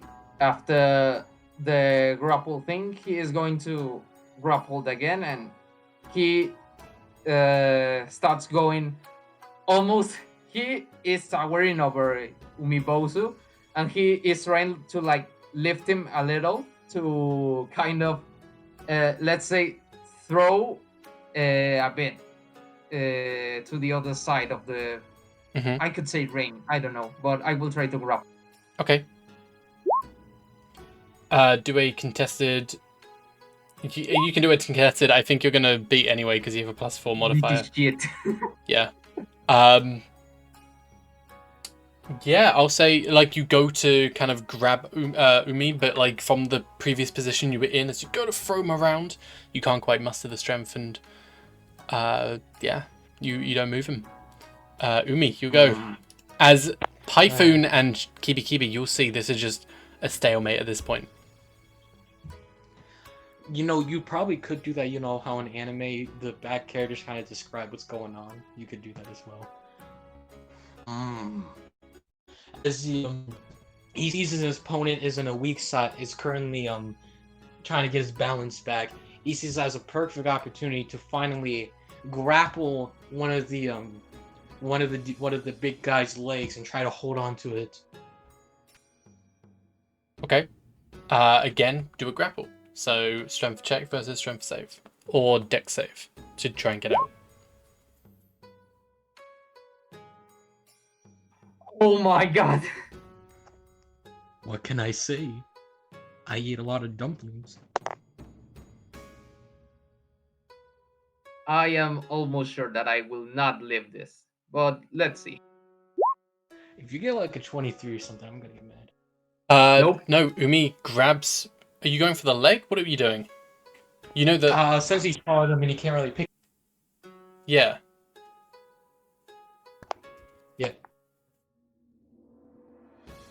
So now he officially has grappled the leg. Okay. As you... I'll say you kind of go in with your shoulder and kind of lift the leg up as you kind of do. As Shio now has disadvantage on his checks. But it is Shio's turn. What do you want to do?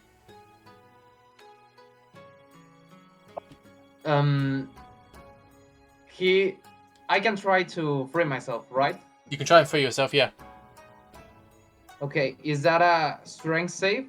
Or It is a contested strength check from Umi to keep you grappled, and contested strength save or acrobatics from you.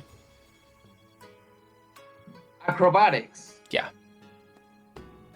Oh, okay. If you let me do acrobatics, then I will do acrobatics. I'm scared. Yeah, you're able to break out. I'll say you are still 5 feet back though, as Umi seems to have the advantage here.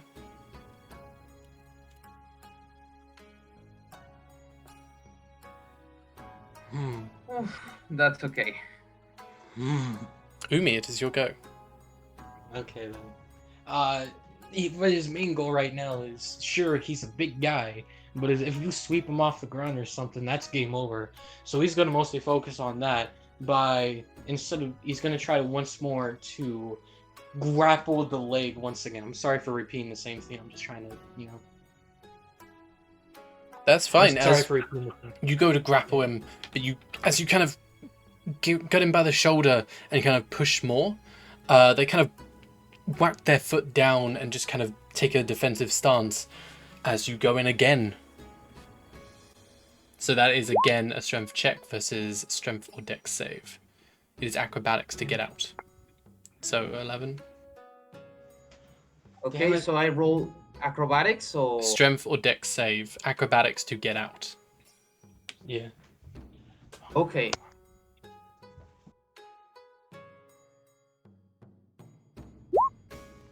This is kind of intense. Damn it. Yeah, you're Yes. kind of You go out learning by- for your previous kind of experience. You don't get grappled this time.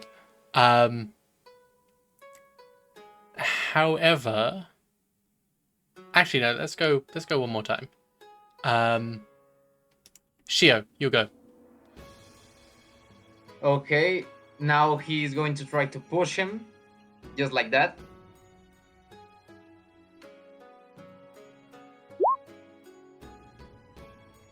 Six. Contested against your strength save. Do I make a check or a save? Save. Please, natural one. So if that's a save, that means I have a +6. Yeah, so My I mean, God. unless you nat one. Yeah, both of you at this point getting kind of exhausted. Can't quite muster the strength to fully put your weight behind it. As this is going on, however, as you are having your match, it kind of goes back and forward for some time. A number of guards are going to start to approach Kibi Kibi and Python, as some of them as well kind of seemingly break off and watch the match as well.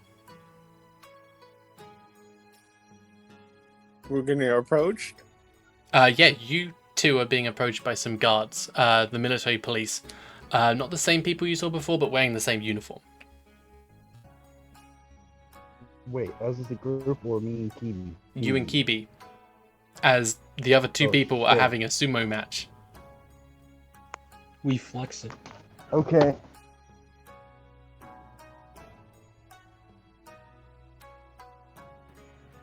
Um, we should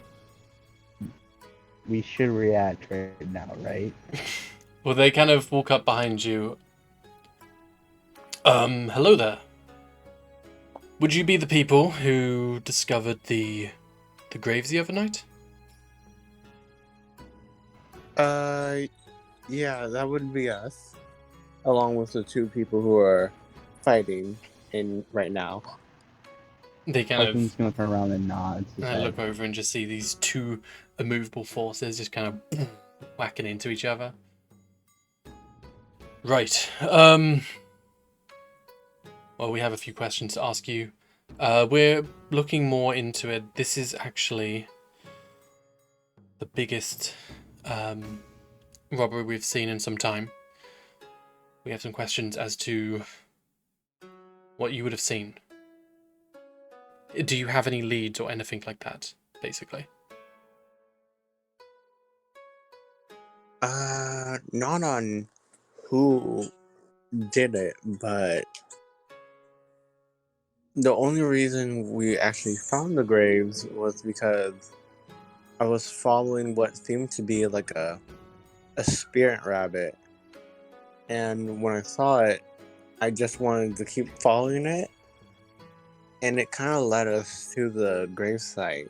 So that's my only lead, I guess I could say. So a spirit led you there? Is this something you have seen previously as well? Yeah. Right. Well, it seems you lot might be the best hope we have of catching whoever had done this. So far we have actually pulled up no leads as to who could have done this. However, you have a spirit which led you there, then maybe you could do it again. I'm not so confident in that. The spirit itself is a rather fickle of a creature. Well, aren't you also a rabbit? Yeah, yes I am. Can you not just speak with them? Is it... Sorry, I don't know your kind too well. I have.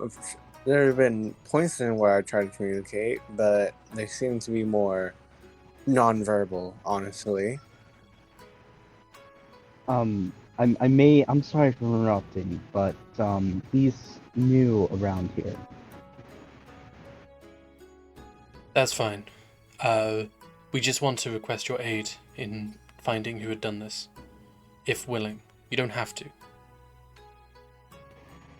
I will be willing to help. My father was buried there, and I would like to help to find whoever had done this. Right, a personal connection. Maybe that's what led you there? But... No, you're saying the rabbit led you. That was with this rabbit folk here, right? I did not see the spirit, but yes, he is the only one that's seen it. If you have a way to contact the spirit again and maybe lead you to... if this happens again. Hopefully sooner, before... when we have a chance to do something. We can reward you for your acts, and we can actually put this to right. Understood. Sorry I wasn't so much of a help as of right now. Right, if there's anything we can do to help you, like I said, you are probably the best lead we have. Is there anyone in the area who really knows about the spiritual world or anything of the sort? Maybe we can ask them to help us talk to spirits in a more consistent sense. Well, you can come with me to the... If you come with me, I might know some mages who could potentially help, some spiritual guides who could maybe give you some information on that. I also have another question to ask. Right? Did you find anything else that we didn't see that was off, strange?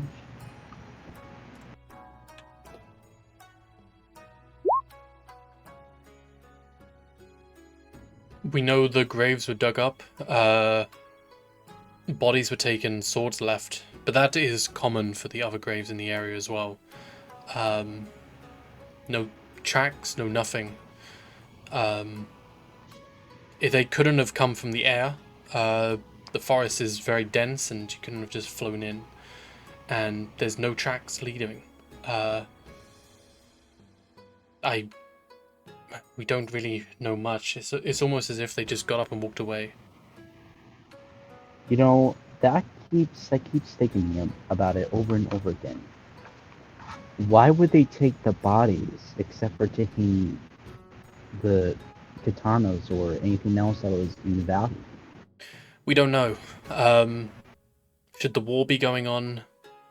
Maybe there'd be a reason, like we could point fingers at someone, but we're in a time of peace right now. There's no reason to do something like this.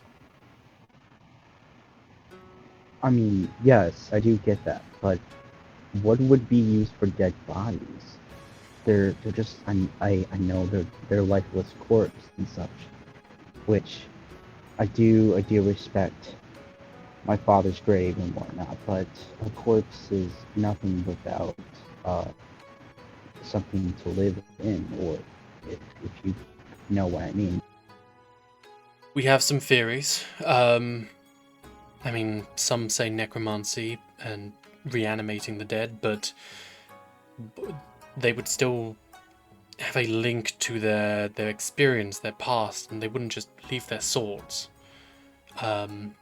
Maybe if it is a political ploy, maybe it is a scare tactic, or a way of angering the samurai to now fight against the Oni again.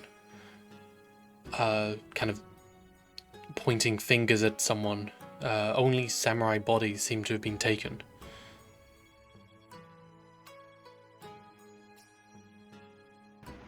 You know, I got a question to ask. Have you heard any like necromancy have been going on at town lately? Like any rumors spread or something like that? Like in the past or something? There are temples here who practice necromancy as a form of healing, actually, not reanimation or anything like that. While spoken about, it's not something performed often, especially not in this region.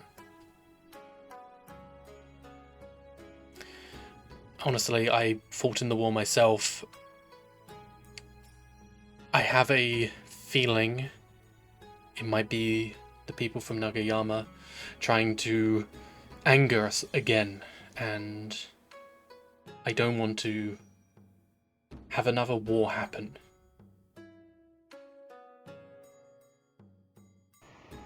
Well, my best bet is we should probably go check that place out first and see if we can find anything there, and then probably book someone else that may be having leads to or any clues. Right, okay. Well, when you're ready, join back up with me at the police station and I can show you to some people who could potentially give you some guidance on speaking with your spiritual guide, and maybe we could use that to find whoever had done this.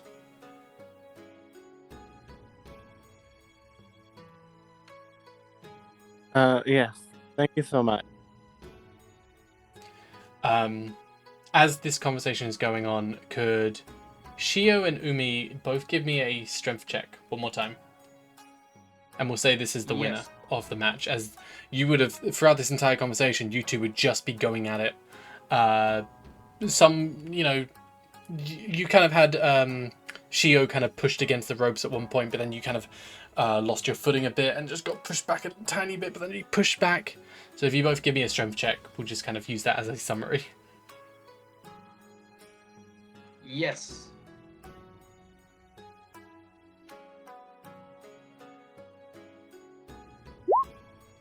No, I am not hard to win. I'm sorry, I had to do some. Umi, give me a strength check. I think Okay. You are going to win. unless you nat 1, you probably will.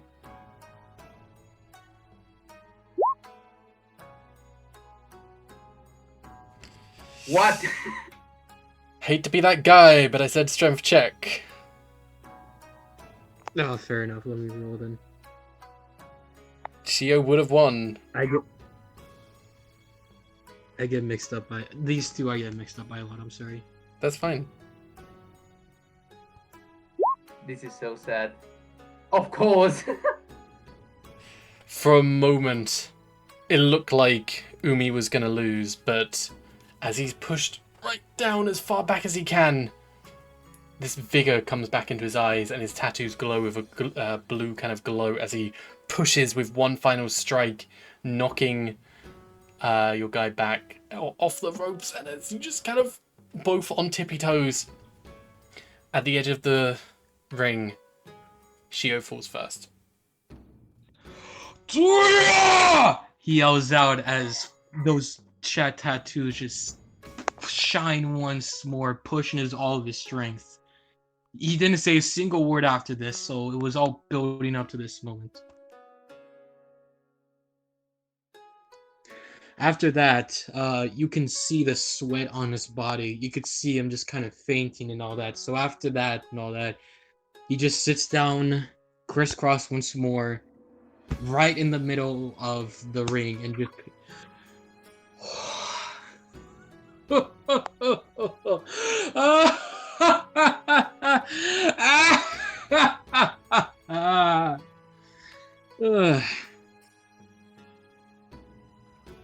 After Shio falls to the ground, the giant, the sumo wrestler, starts deflating or some kind of thing like that. He starts shrinking at the point that all the ink starts falling and entering these bigger scrolls. And there is just Shio gasping and very tired in the ground, like that was interesting. He stands up once more and with a quick walks up to Shio, still tired and all that. He hasn't done a fight like that in years, really, and just lays down his head. And lays down his hand. That, my friend. Oh, that surely boiled my blood. Oh. I get up, grabbing his hand, and I start watching for where is Kibi Kibi and Python, as we lost them in the emotion of the combat. You would see Python and Kibi Kibi both talking to a guard who, at this point in time, just kind of nods to them and just kind of walks off. I guess the major yelling and the giant stomp just didn't bother them. Okay.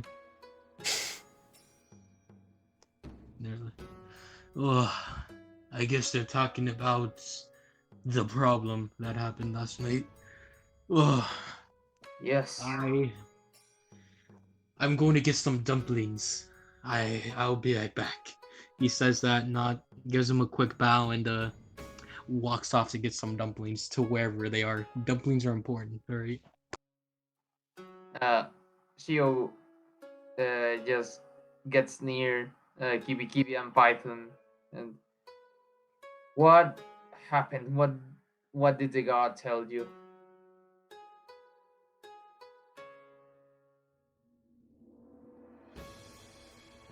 Oh,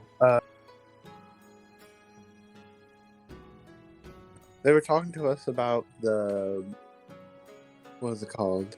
The grave robbing, I think it is. And they were seeing if we had any leads on who would do it, but we really didn't have any. But they said they were going to take me to a couple of mages to better communicate with, or just to see if I can get in contact more often with the spirit rabbits that we saw. Well, what I saw on that night. Hey, out of character, what was that place called again? They said that they were probably messing with them or something. I totally forgot. The what? They said something about someone messing with them, like making them angry and all that. That they think they would. Oh, they was talking about they were saying that they worried that the samurai graves are taken, no Oni graves have been taken, that maybe it's a ploy to rally the samurai to get them angry and then start a war, like renew the war basically against the Oni. Okay, because I kind of want to visit that place first before visiting other places. I'm not sure what place you mean. There's other. Do you mean like other sites which have been taken? I totally forgot. I need to write these things down. The necromancer stuff, not like like the evil ones, but like the healing. There There are some temples in the area which do necromancy as a form of healing. Some temples which kind of practice this, not so much like martial arts temples, but like temples of healing and different herbalisms and stuff like that. But they are further within Shu and would at least be a few days travel. Okay, I just wanted to keep that in mind. Yeah, I mean there are certainly within. So there's smaller herbalism shops, especially within the city, as well as some temples which kind of like do produce the herbs and stuff, which kind of give the medicines and share them. But they use a kind of low form of necromancy to do the healings. So you could, if you wanted to pursue that, you could go. It'd be a few days travel if you wanted to go to the temple itself. Or there's like smaller kind of pharmacies and stuff within the city. Okay. There is also he mentioned the police station where they could, they have some clerics and mages and stuff who could give some guidance on the spiritual side if you want to use that as a way of tracking. And they said that there was a number of other graves which have been robbed. So if you wanted information, so that maybe check out some places which have been robbed as well, that's also an option. Okay. I think the spirit thing would be good. Just that's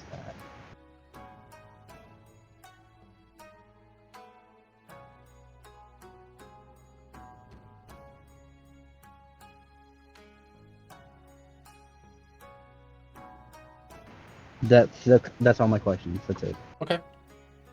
So Shio, Kibi Kibi, and Python or Shio would have just come over to you too. Umibozu, you've gone to get some dumplings? Yeah, Okay. he's a hungry man. He only ate half a breakfast, and that's all. Well, your breakfast and a half. Yes, my breakfast and a half, but Mhm. shh. Half to you.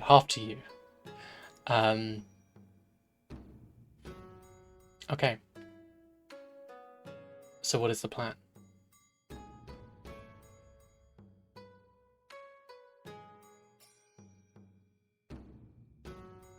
So, the plan is that we are going to visit some of these temples that you say practice necromancy, right?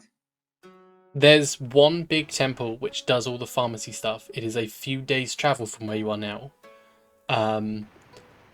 But there are smaller pharmacies around the city which which probably do or would have some basic information on like potions and stuff if that's what you wanted to do. But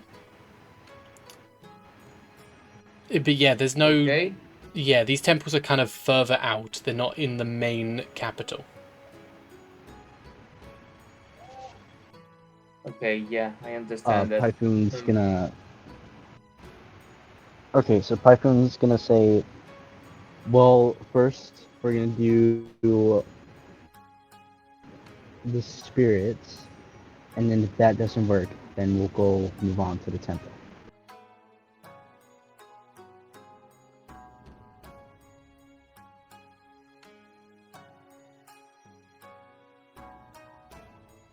EB, what do you think?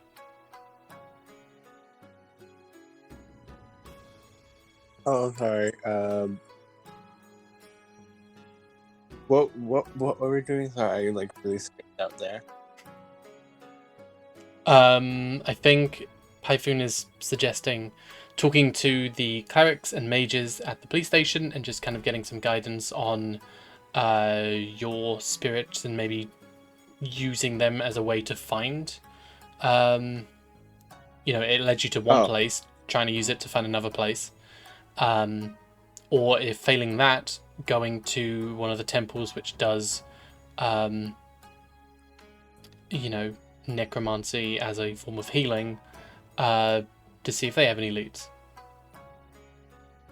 Yeah, let's head to the police station, see what they can do for us.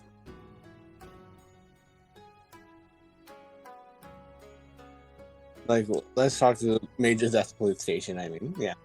Okay. So that is the plan. Then we are doing that. Let me just send a little note to Umibosu. I will left him just a note because I don't want him to get worried or confused about where are we. Mm-hmm. As you're sending off your little sprite to kind of go off and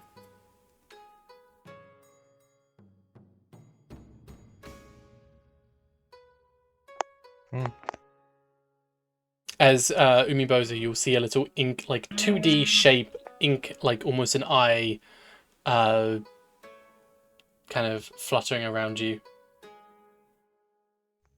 And what the eye sees specifically is a big man holding with both of his hands at least like 2 feet worth, like 2 feet high pile of dumplings he's holding in his hands, walking back to where everybody else is.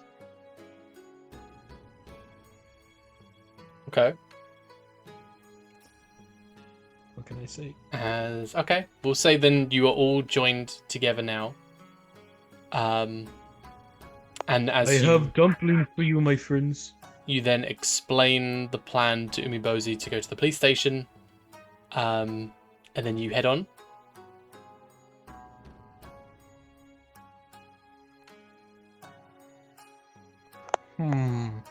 He thinks about this while munching on a few dumplings. Yes.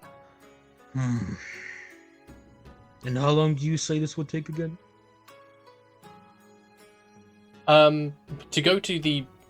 To be clear, the police station is in the city. It is the morning right now. It probably won't take too long to get there. However, the temple you were suggesting is like 2 days travel. That's quite far. But the police station is just in town. It's like an hour out of your way. Since Amaterasu's bright light is still in the sky, I say we go to the station first and get a few days worth of things and make way out of this monastery.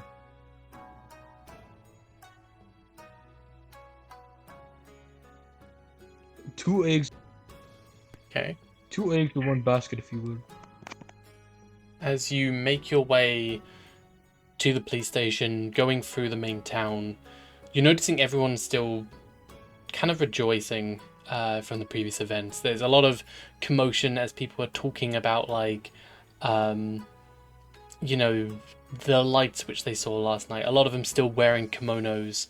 A lot of the stalls open with, like, a ton of, like, fried food and, like, takoyaki kind of salesmen just kind of on the side, and just all kind of stuff being sold. It is a big event, this. There's still a number of monks kind of walking around the streets as well, some of which have like huge baskets on their back, filled with like different like food supplies basically, and now just kind of walking back up the mountain, up the path leading up to the monasteries. Yeah, it's a very beautiful sight, and the hustle and bustle kind of reminds you of the city of Nonsu. It's been a few days since you've left, and yeah, it feels like home basically. Yeah. But you do manage to find your way to the police station. This big kind of like big building, not too unsimilar to the pagodas you saw before, with like multi-layered kind of design kind of going on, with a big kind of tiled roof, with these two huge double doors on the front. Well then, shall we get started? He says this entire time, by the way, he's been trying really hard not to get trying to get started by any of the food has been really hard for the guy. He then, with his big old strength, with his big meaty spirit arms, he shoves the doors aside with little ease.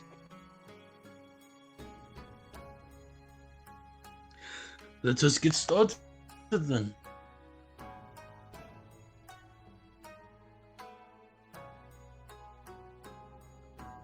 Okay. Are you all walking in? Yes, indeed. Okay. Okay. The guy who you met before is just kind of there, kind of filing some paperwork here and there, but kind of again dressed in the same kind of armor as he did before. He'll notice you as you kind of come in. Right, I see you made it.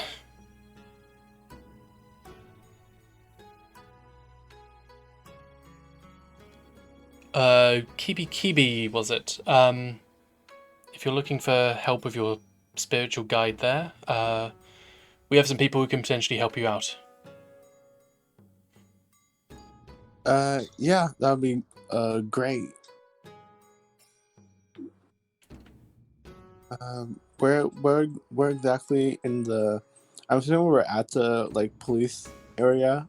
Yeah, there's people, like a good couple dozen people, just kind of in this it's a fairly large room, but like there's so many people, it looks fairly cramped, with like different sections kind of blocked off for like offices and like different spaces, all kind of wearing armor. Some kind of people just kind of at desks and kind of writing up different stuff. A lot of them wearing katanas on their hip, and some wearing or having like pole arms as well. So they're fairly armed as well. Right, if you'll just follow me, I'll show you around. Yes. And I just, follow him to see the other mages. He'll kind of escort you out the back and then down a staircase leading down into the basement. Again, another big, or fairly open room, but a number of different pedestals, seemingly carved out of quartz or some stone of some kind, depicting different religious icons as you go in. There's a number of different monks wearing, or monks, or more like clerics wearing like long robes. Some people seemingly there's like towards the back and open up another room where you can kind of see into just a little bit, with a number of stretchers with people lying down in beds as well. Right. I think we might be able to help you out. Tell me again. Is there anything we should know about your spirit guide? What god did you say gives you guidance? I'm under the guidance of Kaguya. Right. And is there anything we should be aware of with her? Like any... Like, when is the best, any conditions that you've seen these spirits appear? Oh, they're usually only... Okay. And that's because of the moon, right? Okay. Correct. Have you ever seen these creatures, these spirits before? Aside from last night? Just a few times beforehand, when the parade was happening from here to I don't remember the locations, but I was apparently surrounded by a few of them, according to a friend of ours who could see spirits. Right, and you can't see them yourself? Only like once or twice will they appear to me, but they often don't show. Yeah. Okay. So, here's what we know. From what we did some investigating after you gave us your report, going down to the crime scene just as it happened. Around 150-ish samurai were dug up, their swords left to one side, as well as previously over the last few nights, a good few dozen other cases of this. Not as many as that, around 10 to 20 in each of the patches, but still a great loss. And he'll kind of pull out a small kind of map showing the area of like around Zushu, but also like expanding outwards to like Shu in general. Some information that we've gathered from the region. So, if this shape is something like Shu, right? Yeah. This is the path leading in, and this is Zushi where you are now. To give you an idea as well, over here would be like the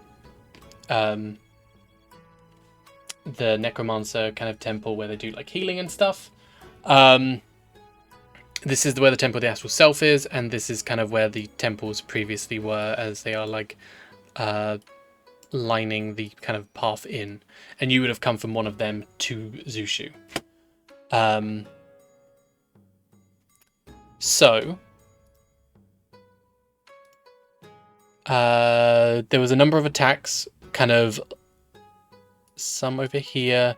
The one you found was like over here, with some other ones kind of dotted around the area as well, at a number of very key graves. A lot of the people there seemingly had very recent deaths, all within the war. However, they're kind of centralized to this region within kind of, or from what he shows you, within kind of this area. That's where they are all kind of taking place.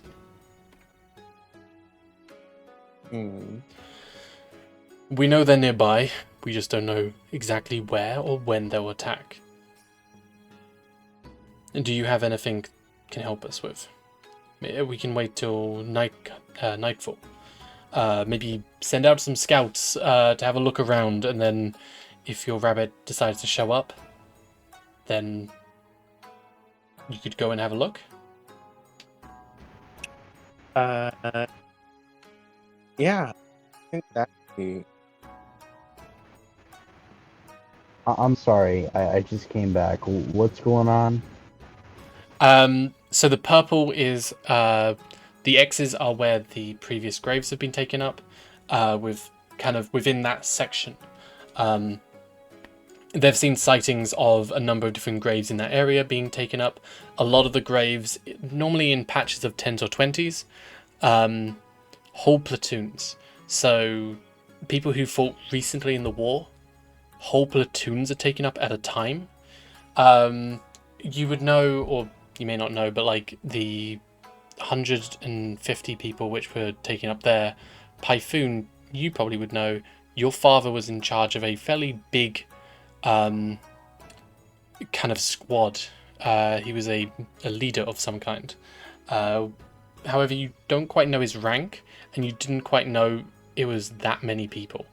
So while you're not sure if he was in charge of 150 people, like all of them, or if he was like a part of the squad or something like that. But yeah.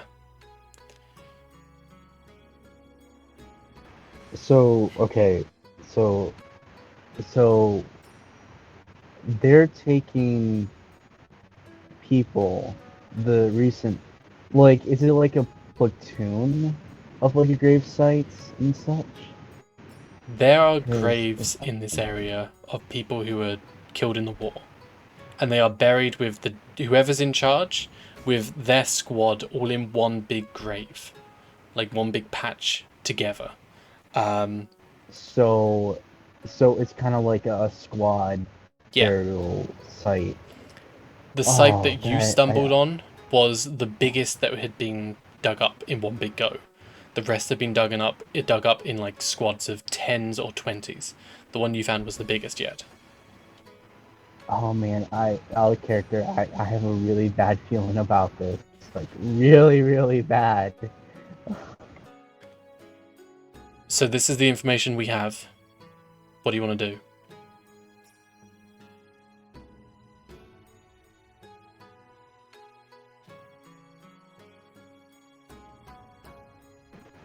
So that's what they said.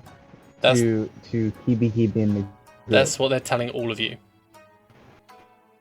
Okay, so Python's gonna think it over, and you said they're taking groups or squads, correct? Right, yes. I got a feeling that something's not right. If they're taking squads, then there's always gotta be a leader of that squad, correct? Yeah, an officer or general of some kind, yeah. I feel like something's bad and about to happen soon. Because if they're taking the squads and the officers all together, but only the bodies, I fear something big's gonna happen. We believe that as well, which is why we want this sorted fairly discreetly, not to cause a panic. We've got people all around the region as well. You're free to go and search however you see fit. And of course we'll pay you for your aid in this. From under the desk he'll actually pull out some sacks of gold. Right. 10 gold pieces each in advance, and another 50 if you're able to stop the people who do this. Thanks a lot for the payoff. It's quite a bit, but understand this is a serious thing for us. Yeah, Yes. we know. So, Python, do you want me to start putting some vigilance around the area? Yes, that would be wise. Shio, Okay. your things, they have a With, range to with them, by the those, way. Okay, I know the eyes, the ink eyes have a wrench. I actually want to move through it to the area and try to hide, try to find like a hiding spot where I can be like on the center of the area and my eyes can reach the most part of the area. Okay. hold on, Python's gonna interrupt him, and he's gonna say, "Is there any other graves that have not been robbed yet?" There's a number of them. We have people stationed at many. We don't know what's going to be hit next. What's weird is there hasn't been any casualties. We've had people stationed at places before. It's happened right under our nose.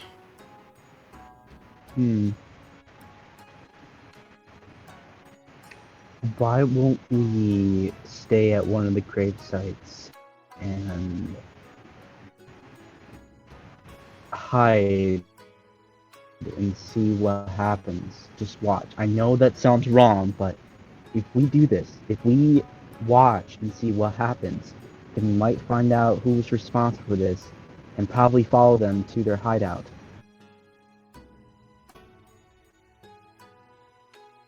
Sounds like a good plan. Okay. And we'll kind of gesture on the map as well. We'll position you here. Kind of near the astral self, just off to the side of where you found the previous bodies. It's a site which hasn't been attacked yet. Again, we have some people standing on guard, but we're not expecting, or we haven't expected an attack or anything there recently. We didn't think they would be going for these bigger sites, but this is probably one of the biggest sites in the region. A lot of really renowned samurai are from here. You said they stole them right under your nose, correct? We've had people on guard at different points, and they've come back and haven't seen anything.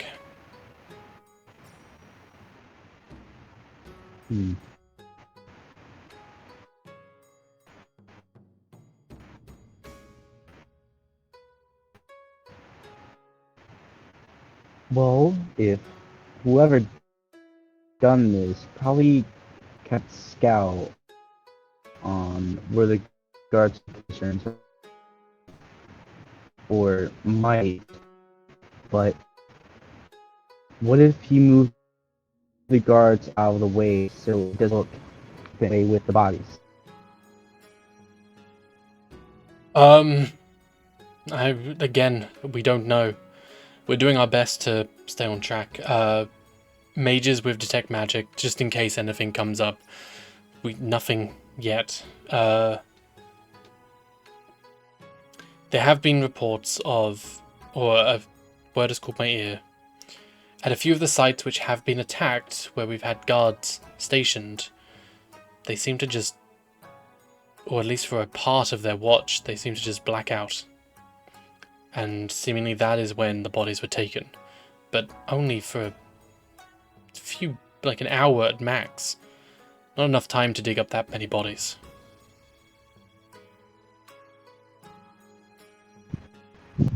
Okay. Huh. And A little again, bit trickier than I thought. no cart tracks. If someone is taking them and lugging them somewhere else, then there's no tracks to follow.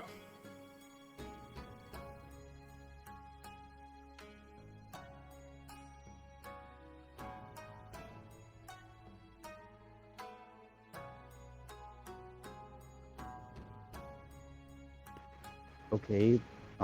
Guys, what do you think we should do?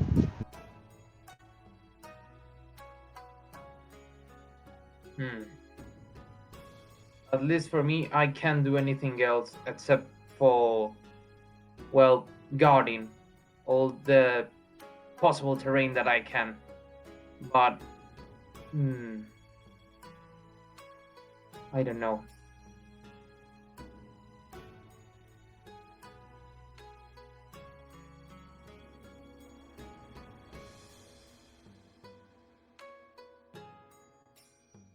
If it's possible, it should be that you say the guards are the ones that get knocked out, right? They seemingly black out, and then the bodies are just taken within an hour. Yeah, some of them have said on their watch, it felt like for at least an hour they blacked out, and then when they got back up and had a look around, the bodies were gone. However, not enough time would have passed for someone to come along and dig up the graves. There's no marks of like, carts and stuff for them to be lugged off somewhere else either to follow. There's just nothing.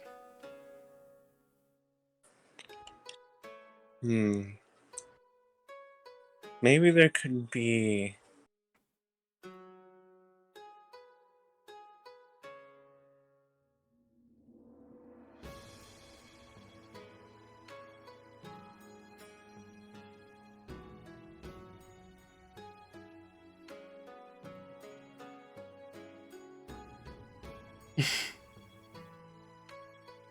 Couldn't you use those to somewhat signal if someone's been downed? Maybe To use one what? of us. The lanterns, the ones that you flew up at that festival the other day. Maybe we could have some type of system where if someone is taken down, that, like, I don't know, floats up, or I don't know, something to signal that someone's been taken down, so you know that they're being struck there. Because they aren't all being attacked simultaneously. That'd be crazy, right? I mean, I don't know. That's everything I know.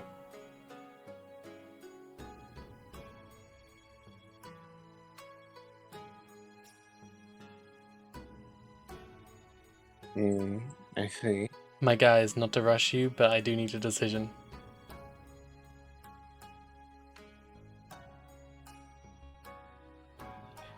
I am trying to Okay, think because which I am losing myself. What are the two choices? What are the Your two mic's, choices? Python, your mic's going a bit weird. Shio, what were you saying? Nothing. It was just that I'm thinking because I am losing myself in some of the explanations because, well, there's something else. I was a little bit tired.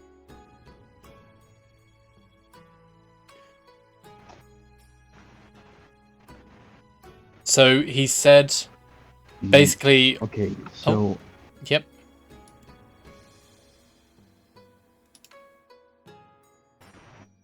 No. He talked. Okay. He's told you. Okay. Not to rush you or anything like that, but I do need a plan as to what you want to do. He's told you that within this section here, the purple section on the map, which I've just drawn very quickly,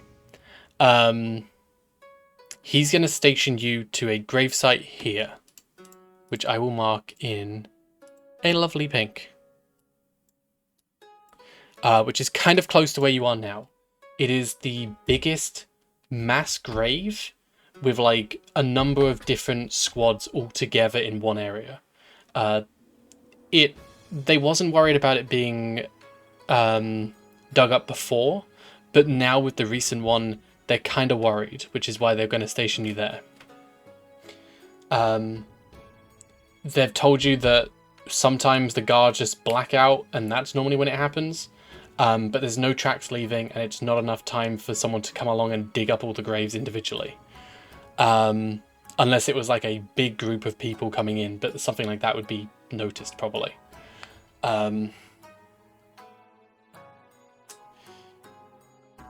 Aside from that, they're paying you 10 gold pieces now, so add that to your sheet if you're taking up this job. And I believe he said another... Do you say 50 each if you do it? Yeah, I think so. Okay. What I think this is the main grape zone, so I can hide a little bit, like If you have your eyes, you wouldn't be able to, obviously you wouldn't be able to cover up the entire region, but you could Yes. cover your eyes around the grave and in that general area. And then if they spot anything, show you an image of what that is. You could also, if you said this to the entire party, you could set up a system where you're maybe holding onto a paper lantern, and then if you was to just suddenly fall asleep, the paper lantern would just kind of float up, and then it would be an indication to all of you. Right? Oh, yes. I actually like that.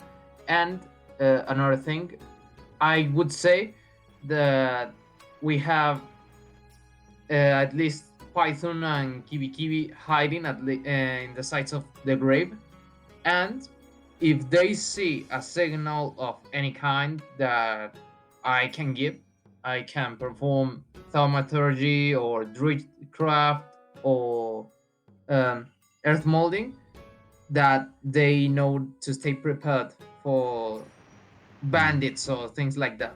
But just to give them a little warning. Okay. I have an Python said I have an idea. It might work. What is it? Okay, so we know that guards pass out, right? So why don't we hide and let the guards normally own stations and such while we're on different points around the grave site, hiding and waiting for this person to steal these bodies and such? It's a good idea, but I prefer to be in the center so I can cover the most of the parts in the area with my eyes. But it's a good plan. I believe that at least you and Kibi could do that, but I am sorry if this is something that offends you, Umi, but you're not the smallest type of person, and I don't think you could hide well. Oh, no offense taken. I can, but if I need to, I can. I have very good strength. I am strong, so I can throw you at places. I once threw 3 men off of a boat before they drowned to death. I can surely throw a little tiny bunny man, and a little blue man, and a little dragon man. Okay, let's say this. I stay on the center. Some of the guards and Python with Kibi stay hiding in the sides of the grave, and Umibozu just is guarding as well with me. Do you like that plan? Sounds good by me. Just do your part right, and I'll do mine. That sounds like a perfect plan. I agree. Okay.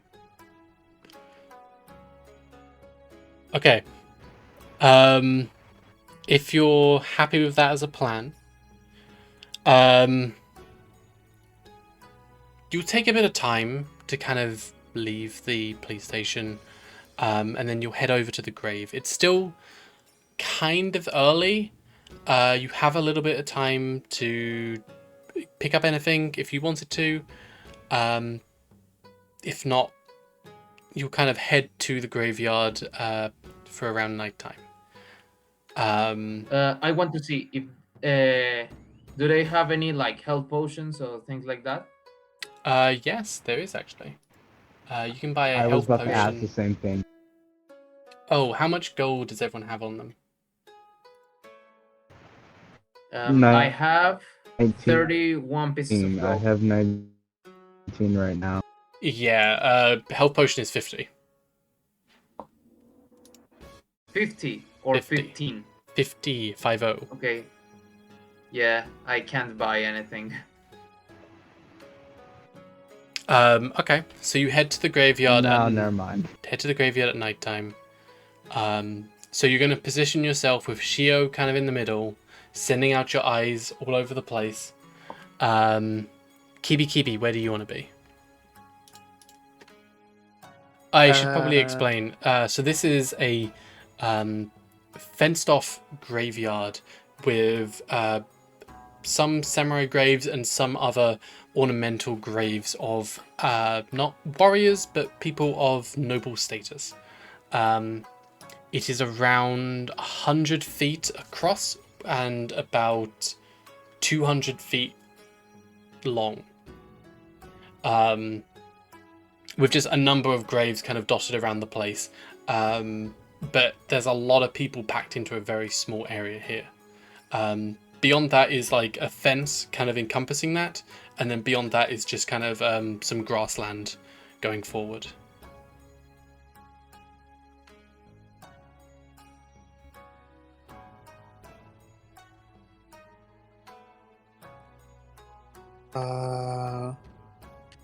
Let's see. I feel like I should hide, like, somewhere, like, maybe either, like, perhaps the bushes or something of the sort. Like, any area that could relatively...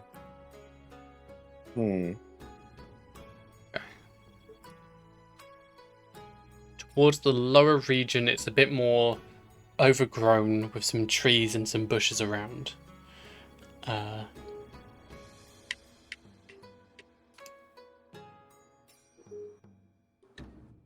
Yeah? Yeah. If you could roll me a stealth check. Python, where would you like to go?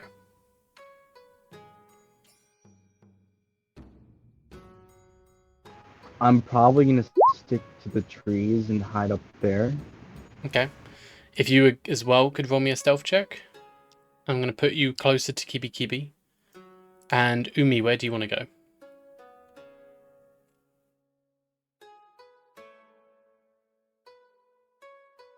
go? Sorry about that. As you know, being 7'5" and the absolute mean of big man, he really can't do much stealthing around. So as they suggested, he's going to stand right at the middle of the gate or wherever the entrance is. He's just going to be standing there as a bodyguard of sorts. Before the two leave, he would like to whisper to them, "Best of luck to you two, and don't die. That would be very disappointing." I got a 9. That is fine, as there's another 4 guards as well, who are just kind of... So Umibozu would probably be off to the east. These 2 groups of 2 will go to the north and to the west, with Kibi and Python kind of down to the south. Shio bang in the center. Okay. So, are we doing... it is nighttime at the moment, as you would have waited until it got a bit darker until you're going out.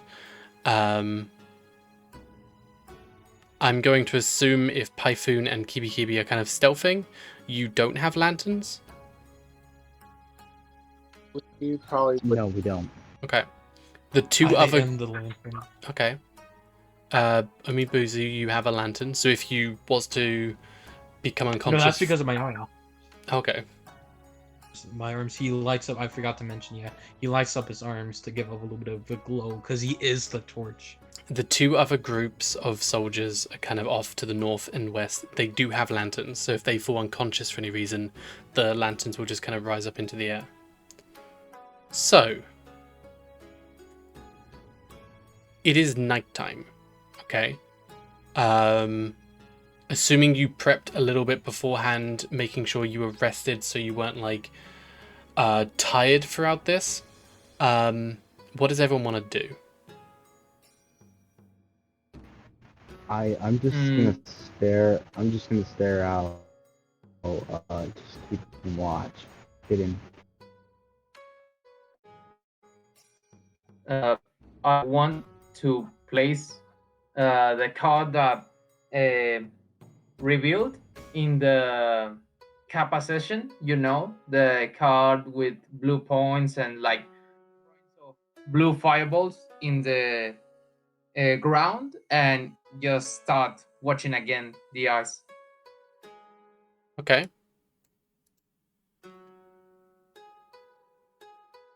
Could I get a perception check from everyone? You got it, Senior DM. Oh, yikes.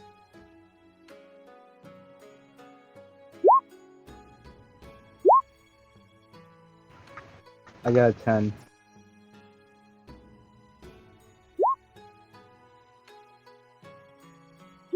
Ooh. Hey, actually, we all got pretty decent rolls. If I could give you a high five, I would.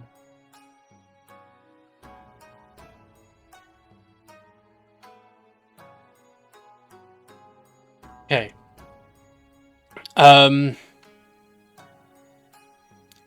While you're here and waiting for something to happen, none of you really notice anything initially. Is there anything you want to do while you're waiting? Anyone at all?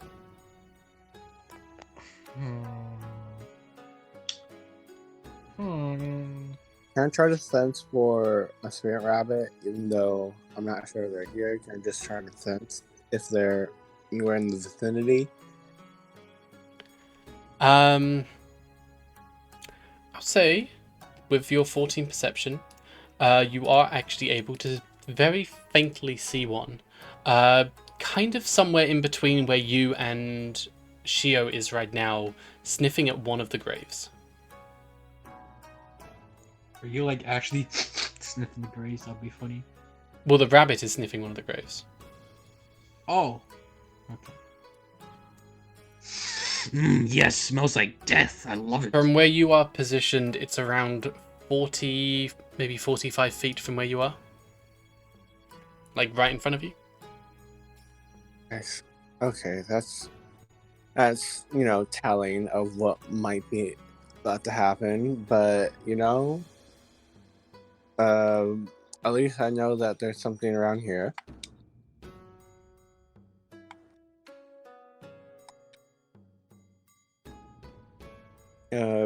Just a quick prayer, and I'm gonna go back to being ready for something that if it happens. Okay.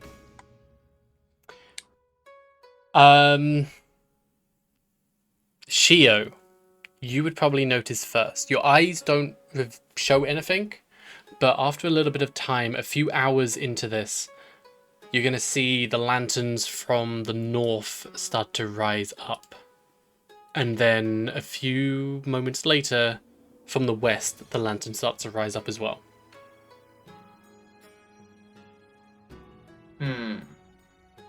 This is strange. Okay. I just send like a little, I don't know, note in the form of origami bird to Kibi and Python, saying that the lanterns have left, and there seems to be some movement around the place, but there is nothing like that suspicious. Okay. Kibi, so you kind of make this origami kind of swan almost and just send it off towards them. Python and Kibi, you do not receive one. Okay. Oh, that bast. And it is dark. You can't see each other right now, but you two, after a bit of time, it would have risen up above where you can kind of see as you see these two lights kind of start to shine through from the north and from the west. I'm gonna achieve. Oh god, I'm gonna get my katana ready just in case. I'm gonna, bring out my fan and, get ready to cast a spell on a hoe. Just so I know, who here has dark vision? I think I have. Let me check. You have limited dark vision. Kibi I feel Kibi? like a rabbit. Yeah, I feel like a rabbit. Other folks do have dark vision. Let me check. Yes, dark vision.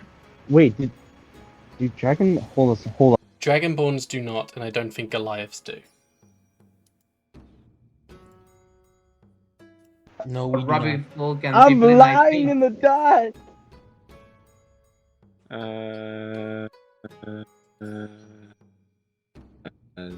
Kibi Kibi, it doesn't look like you do either. Yeah, that's not what you did. So the only one who has dark vision is me? the only one who has dark vision is you, and you're bang in the middle as you're gonna tense up. Somewhat confident in the fact that you've just sent off this message and they kind of know what's going on. They didn't receive the message, but you don't know that at this time. As from in front of you, you're going to start to see the form of these guards start to walk towards you. 2 from the north and 2 from the west.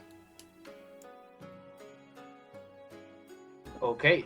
Are they guards, like just the normal guards that were with us? They are humanoid. That specification doesn't gives me With your dark vision, that's tranquility, all you can so- see. I'm waiting for him to say it. I Roll me, do like a little signal roll me an insight. for Umibosu to stand prepared. Roll me an insight, Shio. Inside, okay. Hey, can I cast silence on Why? myself real quick? Yeah? Real quick, can I cast silence on myself? Sure, Can why? I cast silence on myself real quick, or? You can cast silence. I think you have to do it on a point, but you can do it on the area around you, yeah. Do you have a reason to do that now?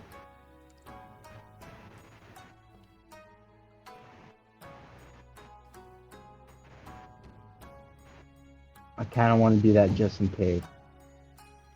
Okay. Put it in chat then, real quick. You... Okay. It's hard for you to see, Shio, but as they kind of get closer and closer... I want to make sure that they, like... Hang on, Python. double... Hang on 1 second. Hear us whatsoever, he make sure. I kind of want to... Okay. Okay. Alright. So yeah, you can do it on a Alright. on a point centered on you, so it kind of covers Kibi Right. Kibi as well. Sorry. From the north, starting off at around like 80 foot, but then just kind of walking closer and closer. 2 people, same height, same build as the guards. However, as they get closer, around, let's say 30 feet, something looks a bit odd. And then they walk a bit closer. Within 20 feet, they have this almost grim expression on their face as one of them seemingly, it was hard to tell from further back, but as they get closer, they're limping. Roll initiative. I knew Okay. it! I was waiting. I'm going to do this fear to the mind, by the way, because tokens and stuff. I knew it. I told you. I knew it. I had a feeling in my stomach that he was gonna.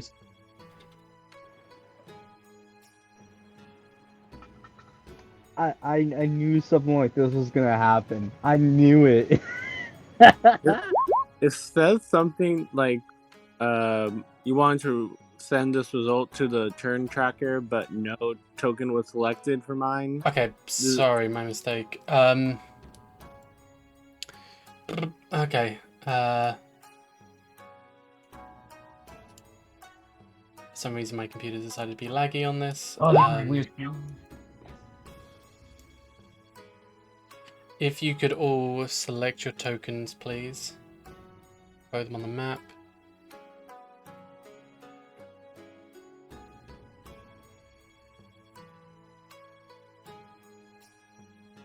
And we roll initiative again, right? Sure, roll initiative again, just because I don't want to deal with the lag right now. Okay.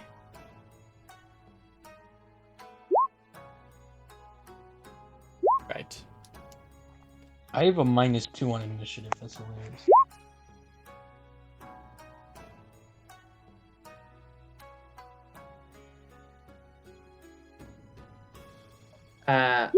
Umi, you still didn't click on your token, so it didn't Yeah. mark. Click Oh, on your and, token as you roll initiative. Valiant. Mm-hmm. One of my not my species traits is I add my proficiency bonus to my initiative. So I have a what's it called? I have a 2 to my proficiency bonus, so I would have an 11.13. Okay. Umi and Python, roll initiative. Click on your token first, though. Oh, okay.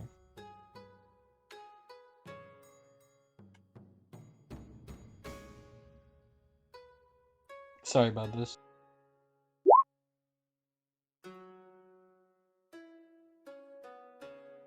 Okay, Yeah. got it. Wait, I thought I already rolled mine. Roll again. Click on your token as you roll it. Wow.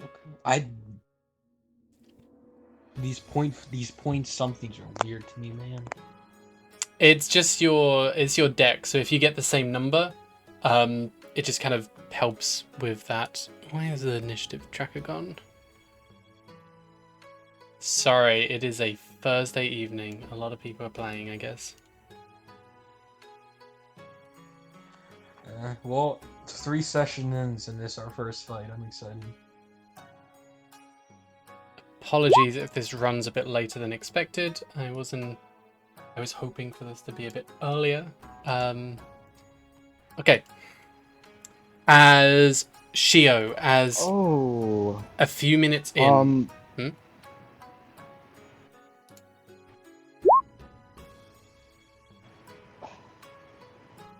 I got a higher roll. It's what you rolled when you did that. I'm not going back and changing it, I'm afraid. Sorry.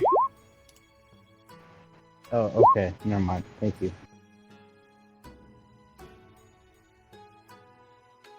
Apologies, it's lagging and I...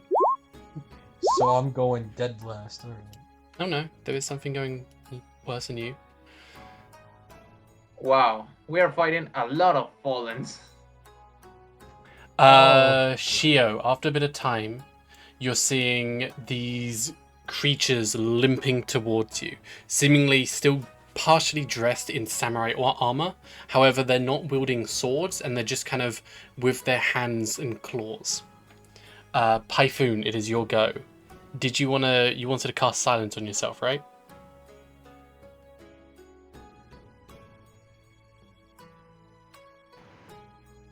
Yes. Okay. So if you're doing that this turn,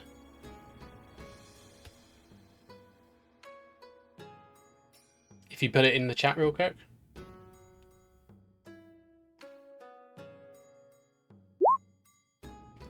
So you're doing it on a 20-foot radius within you. So this actually, from where you are now, covers Kibi. Okay.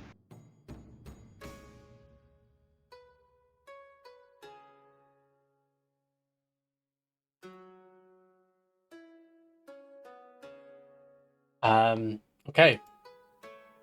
As this one here, as they see you and you kind of lock eyes for a moment, it then starts to run at Shio. Oh, okay.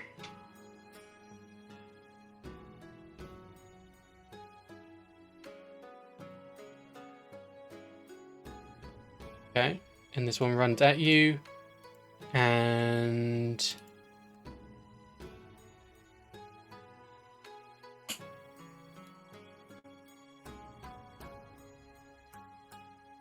is going to make a bite at you. What is your AC? 13, and he fails. 12 misses. Okay. Barely. There's another one here.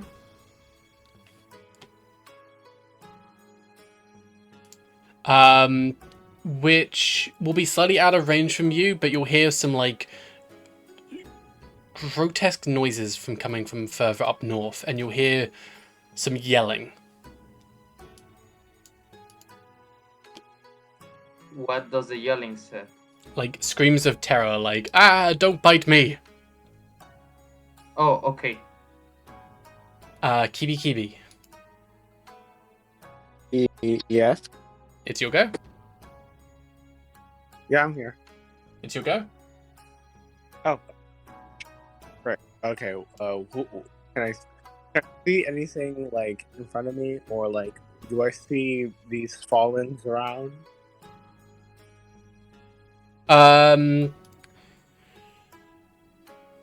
You don't have dark vision, but you can hear the screams of terror coming from further up north. So you kind of have the idea that something's happening, but you can't see what's up ahead. Oh.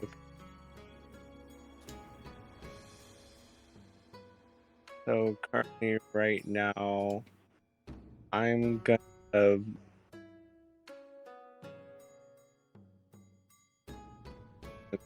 How do you like open up a spell but not try to like cast it? I'm just trying to see what they do. If you hover over it, there's like an exclamation mark.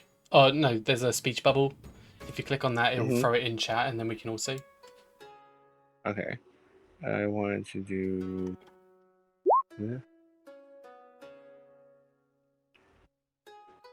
Yeah. Yeah. There's nothing within 5 feet of you right now. Okay, making sure. Do I should try to get somewhere. Are there people within 10 feet of me? Not within 10 feet of you. You know. So there's nothing immediately in front of you that you can see. You know that Shio is around 65 feet, or like roughly like 65 feet. That's where the center area is. And you're hearing noise far off on the other side of the entire like burial ground, which is like 120 feet away. Aside from that, it's hard to tell where anything else is. Is there that? What's the word? Do I know if there's anyone on that where is that's on my group? Sorry, say that again. Is like there, like no one in the same area where I'm hearing screaming. Where you are now, that you can't see anything around you. Umi again is like to the east, out of sight, out of your view as well. You can only see from him the faint light of his tattoo arms.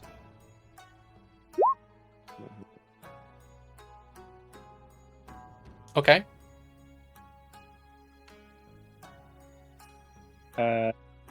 So what are you touching? You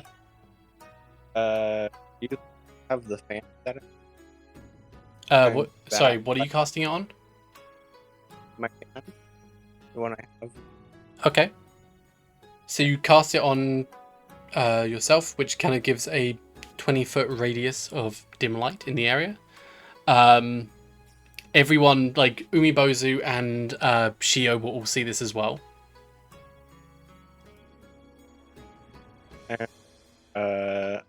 I'm now with some light. I'm going to look around and see if I can see any. Oh wait, can I not do that? You still can't see further. You can see on the edge of that 20 feet.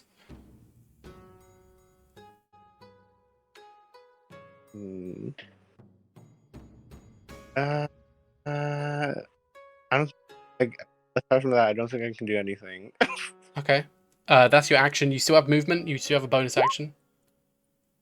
I think I'll move This is where I know Shio is. Are you going as far as you can to Shio within your movement? Yes. And you have 35 foot of movement? I have well, I should have like 30 feet. 30. 30 feet of movement, okay. As you move up 30 feet, right on the edge of the dim light, you're now seeing some figures starting to approach Shio. And if that's your go, it's now Shio's turn. Okay. Shio was thinking about throwing some kind of fire because no one except for him could see. But now that Kibi is getting near, he is going to attack with the Naginata at the guard that tried to bite him. Okay. You'll see from where you are now, the ones in front of you, they're not guards. They look like they're the same kind of height and everything, but they're not wearing the same armor as before. However, with a 7, doesn't hit. Yeah, and it's like that because it was Giant Smite, but I am going to use my action surge. I just want to use it and try to attack him again. Okay.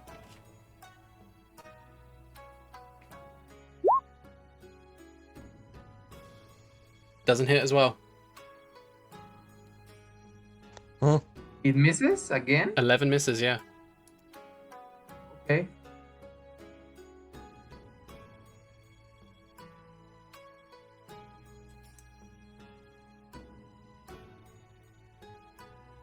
Then That's the end of your go? well, I think that's all that I could do in my turn. Yeah. Yeah, Okay. that's all.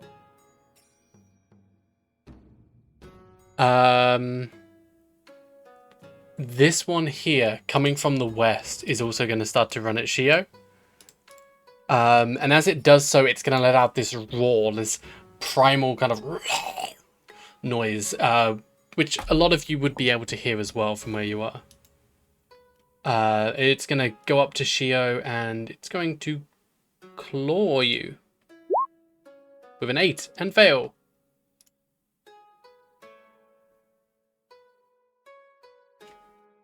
This other one here, coming out of the ground. So it's between where Shio and Umibozu is, and he's going to actually come up behind Umi and try and go for an attack on you. And he's going to bite into you with a 6. And doesn't hit as well. But now you have this creature donned in like samurai armor trying to bite onto you. And finally, this last one is going to run up to Shio again. This is kind of fun. And it's going to bite at Shio with 21. That's 11 piercing damage. Oh god. This is kind of fun. Oh god. Oh no. Wait a second. I think I can do something with that. Let me see. Is this creature 30 feet within me? It's within 30 feet, yeah. Okay, then I can just have this with a short rest. So I'm going to use my cloud rune, and I am going to narrate it as, without my permission, Akashita, like the dog of the clouds, starts going out of the scrolls and starts biting the one that tried to attack Umibozu and makes him attack his teammate. And I will put that. Wait a second. Oh. There. Yep. Okay, so something else is going to be the target of its attack, right? Yes. The other one is going to be the target. So yeah, it has to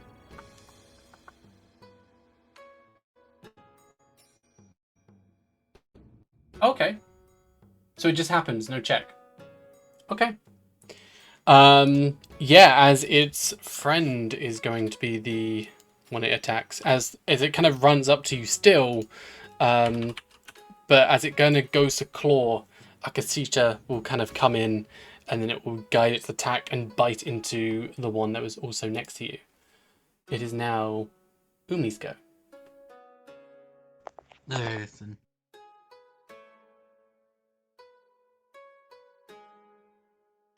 I see now there's a thing trying to bite at and dodge, not really dodging it, just kind of bouncing off of his armor. He sees around, and he already knows, but he sees around the fight, and I guess we're doing this then. He yells out as his arms begin to flare up, and he shakes his arms around, kind of like he was holding a bat. And as he whips his right hand outwards, a weapon appears out of his hand, a kanabo of pure steel, painted with purple and gold, with purple cloth wrapping around the handle. It's about 6 or so feet long. It's quite a big one. As that gets summoned, he puts it on the back of his shoulder and gets ready to fight. Now, just asking, who is the closest bad guy near me? There's one which came to attack you. So it's within 5 feet of you. The one which came up to bite you is obviously within 5 feet. So, and that is the only one within range of you right now. Yeah. Thank you. Thank you. Sent a reference to what the stick looks like, by the way. So seeing as the stick is out and is on his shoulder, he then grabs the with another hand, he grabs the stick and proceeds to slam it downwards onto the creature. Okay, roll the attack. All right, may I ask how you do this on this one, because I've never done on this. I'm sorry. So if you open up your character sheet where it says Kanobo, yeah, under the attacks, just click on that. All right. It hits. Oh wow, 23. Okay. So then I just. You are you didn't mention before, but you are a barbarian. Are you raging? No, I'm gonna save that until I get closer to everybody else. Okay. His tattoos aren't glowing. It was only glowing when he was summoning his weapon. Okay. So sorry. Where it says Kanobo in the chat, under where it says 23, if you just click on that. Oh. Thank you.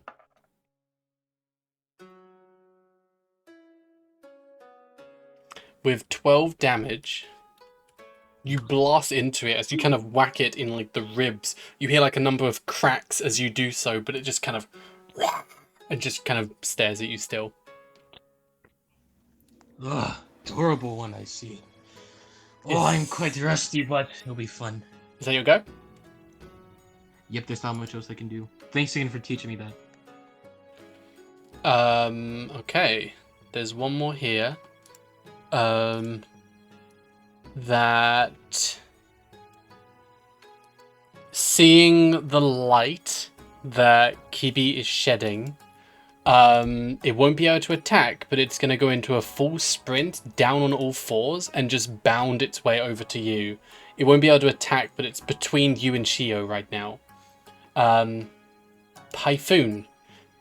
This whole time you're hearing these kind of ghastly kind of noises, and as Kibi is a light source right now, you would be able to see on the very edge of the light some figures around Shio, 3 figures actually around Shio, as well as one which just bounded its way over to Kibi.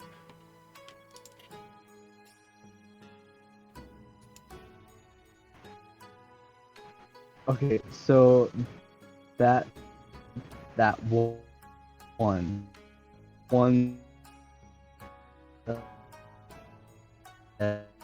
Can't hear what you're saying, my dude.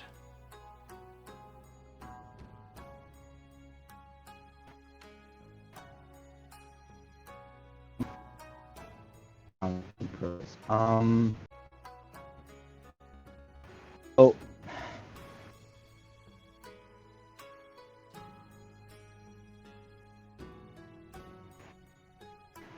So it's coming towards Kibi Kibi because of the light source and such like that. Well, it's just bounding over to Kibi Kibi. You don't know if it's because of the light source or not, but Kibi Kibi is exuding this kind of light.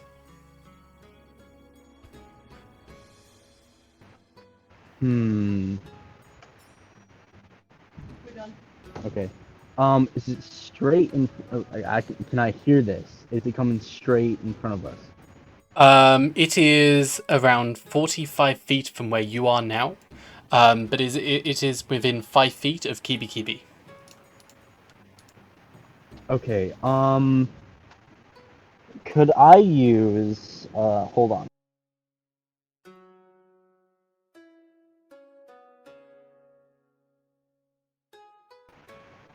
Would I be able to use Thunderwave?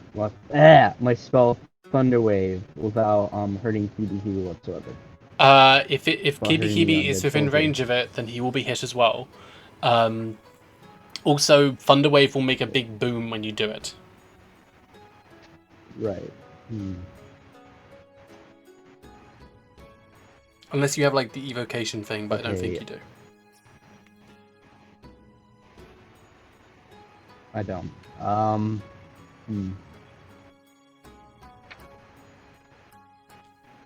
I think what I'm gonna probably do is I'm gonna jump down in front of Kibi Kibi just to is that okay if I jump in front of Kibi Kibi and attack?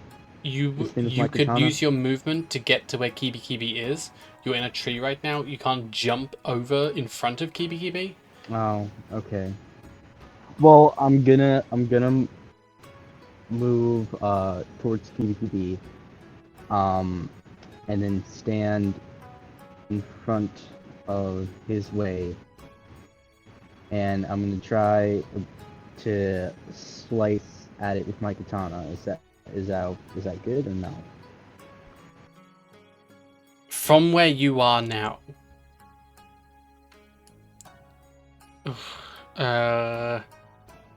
There's nowhere you can. There's nowhere that you can get to that would put you in 5 feet of the thing which is bounded up to Kibi Kibi.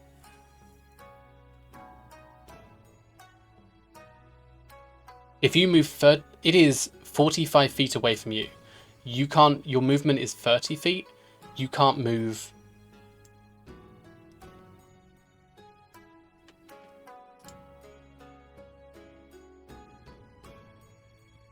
Does that make it easier? A little bit, yeah. I gotta figure out how to do this. So yeah.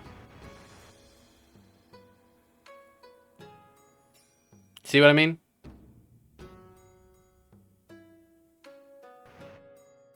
Yeah. Yeah, I do see it now. I didn't mean to do that. I was supposed to check That's it. fine. I was checking the spell. God damn it. That as well, Fairy Fire does hit your teammates as well. Unless I mean, you could put it slightly out of range of him, but it would hit your teammates if he was in it. Right. Oh man, I'm in a tight spot here right now. I'm going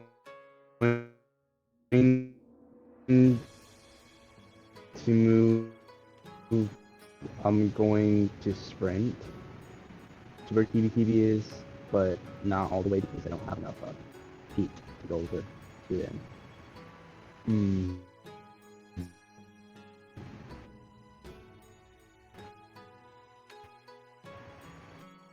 Wait, hold on.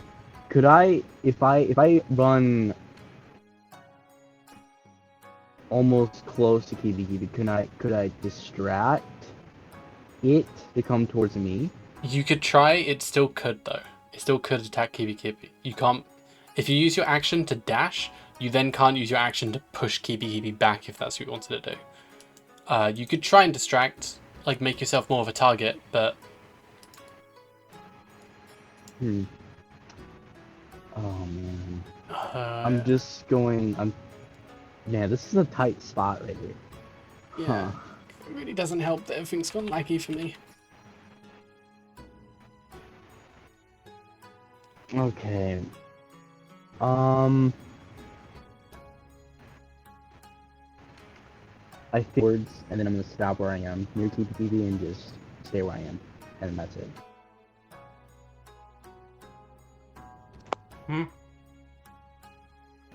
Did you hear what I said? You're gonna go up to Kibi. Wait, you're gonna move to keep. Just move your token. You are allowed to.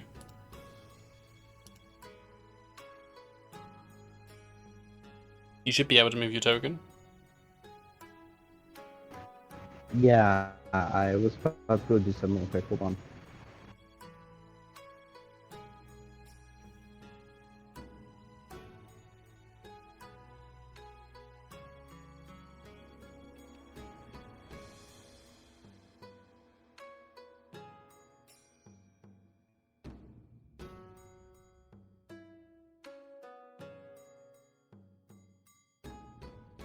Okay.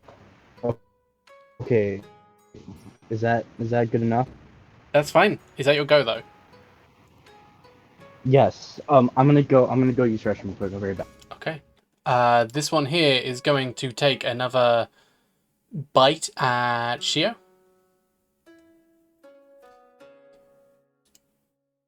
With a 14.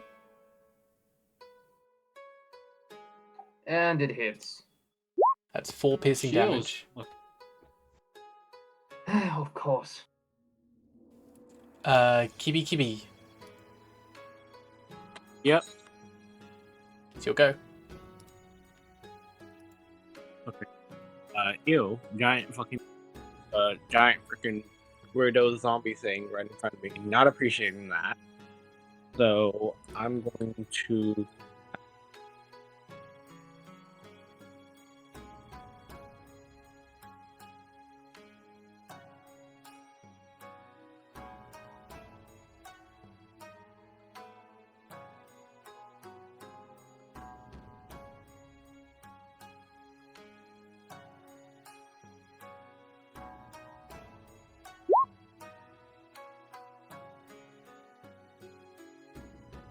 What is this?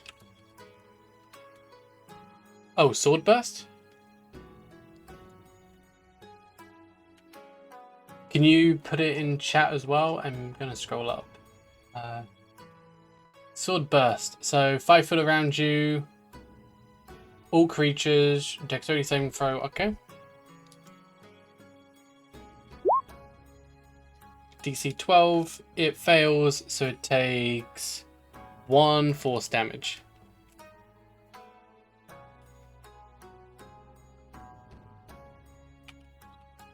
Okay. And with the, I'm kind of worried. I'm gonna be honest. Mm-hmm.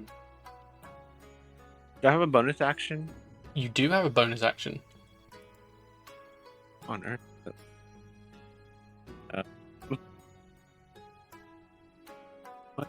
What could be? So you see where it says casting time? If it says 1 action, if you have an offhand weapon, then it could be a bonus action, but I don't think you can. One burst is. I Yeah, that is. Yeah, I don't think Okay. unless you have like Hex or something, but you would have casted that beforehand. So is that your go? Yeah, that's my go. Shio. There are 3 of these creatures right in front of you. I know, but I won't back down. So Okay. okay, I forgot to do this at that time because I was checking it. But the one that attacked me, he's going to suffer something that is called attacking a tiefling flavored Zenoni, also called as Hellish Rebuke. Let me put that.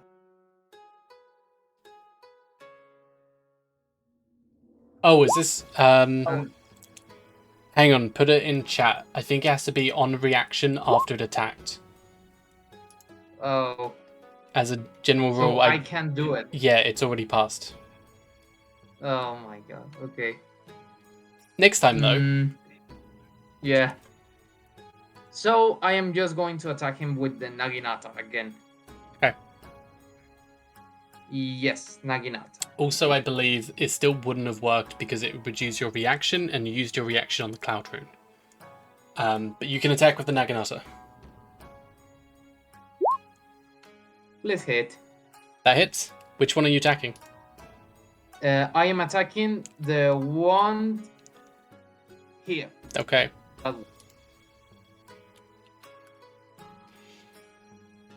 Okay. Do you have a bonus action? I don't have one, and I can't do anything else. Okay. I just can't do that.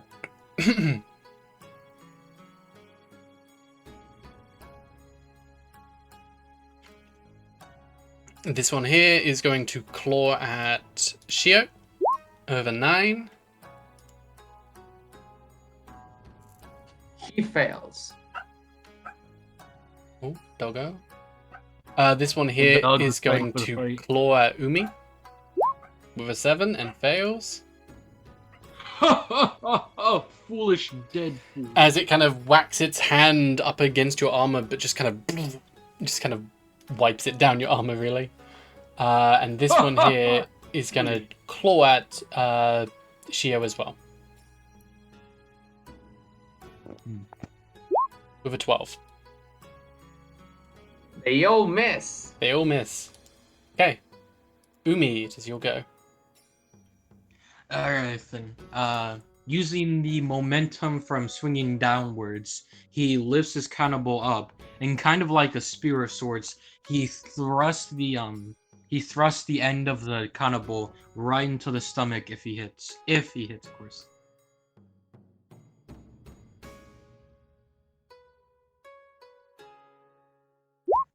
Alright then. You hit?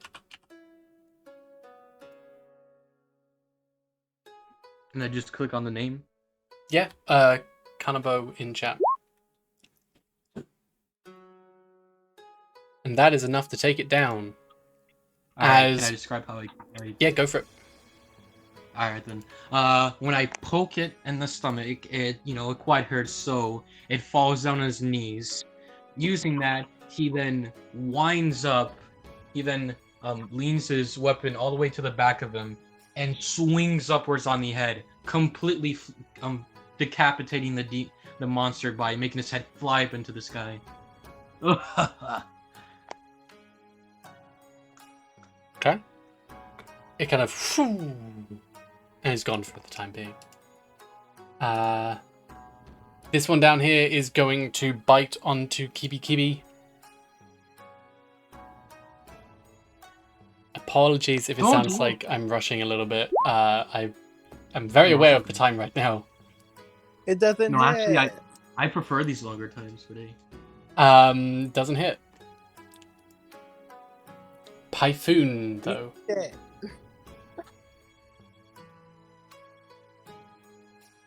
Pyphoon, what do you want to do? Oh, Still maybe used in the bathroom. still the bathroom? Python. Instead of waiting, I normally wouldn't do this if there's enemies in front, but Hold on. oh, you Hold hit? on. I'm done. Okay. I'm done. I'm sorry. You right at the perfect time. I'm so sorry. You're good, my dude. Okay, What do you want to okay. do? Alright.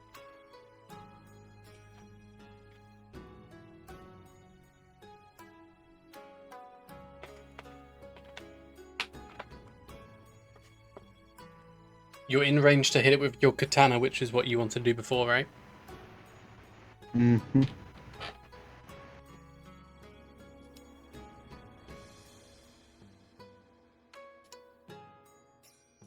Oh, I just realized the stats are not right. My weapon didn't change yet. Ooh. It's fine if you just do a longsword or something. We can still flavor it to be. The stats should all be the same still.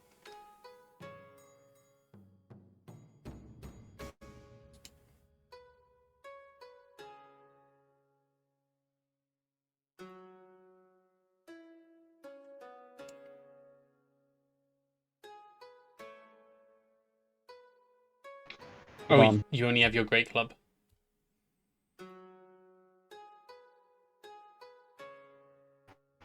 Yeah. Yeah, let's bonk him to death with a blunt sword. Oh, we're tripping.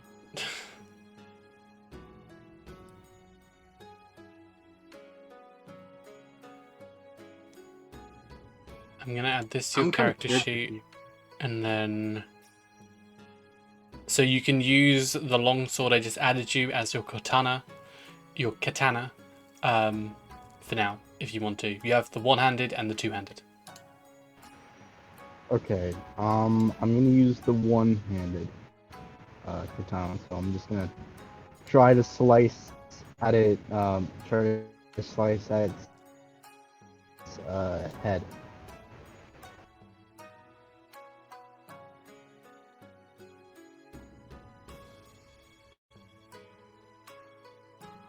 Okay, roll the attack.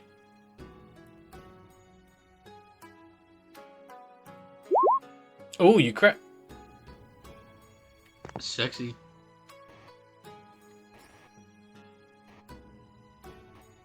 And crit means you do like double damage. Oh shit! Nice.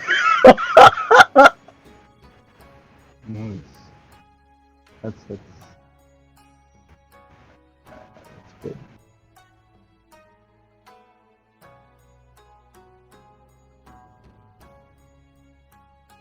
Yeah, so click on longsword one-handed in the chat. Under where it says 22 crit. I just did. Oh, okay. It's just loading then. I haven't seen it. If it pops up for you, let me know the number. It was a 20, and I have a +2, so it's a... No. Where no, it says that thing.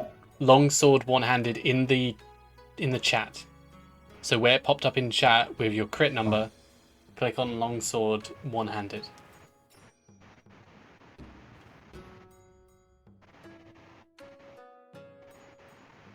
See what I mean? There you go. Okay, thank 4 damage. Okay. you. Okay, now I get it.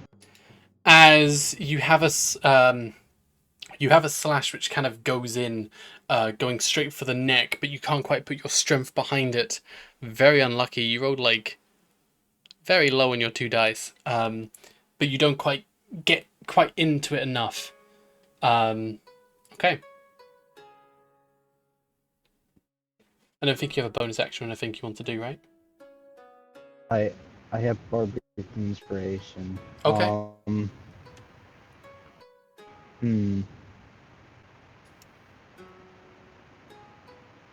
I just gotta pick who though.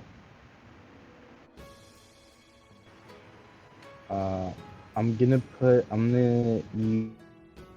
use bardic inspiration on Shio, and Okay. that's the end of my turn. This one here is going to continue to bite onto... You're going to hear more screams off from the north. Just, they're biting me! Is he gonna turn into a zombie as well? Or is this how we're gonna do it? These are not zombies. Close As enough. this one is going to claw at Chio.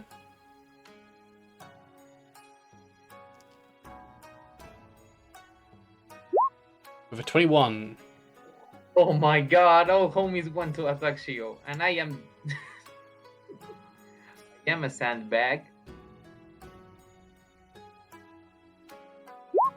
With 6 slashing damage. Okay, Hellish Rebuke. Okay. Dex save. Oh, hang on. Do me a Constitution save. I just realized. But I think you were bit before, so it doesn't matter.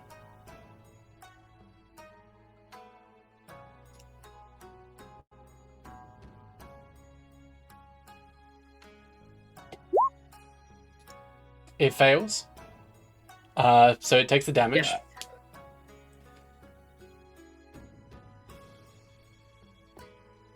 Two D10. Oh boy. Hang on. Before I do the damage on this, you need to do me a con save. Me? Yeah. Oh, I know where this is going.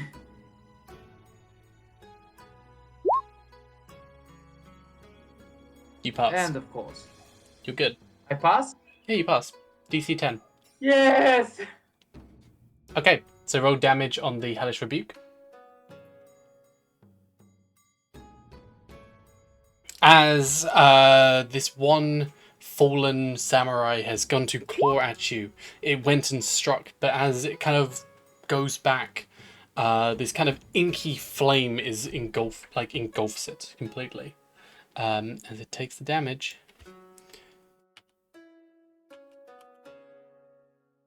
Okay. Kibi, what do you want to do? So sword burst was not. I see that now. So what I'm going to do instead is give me a second.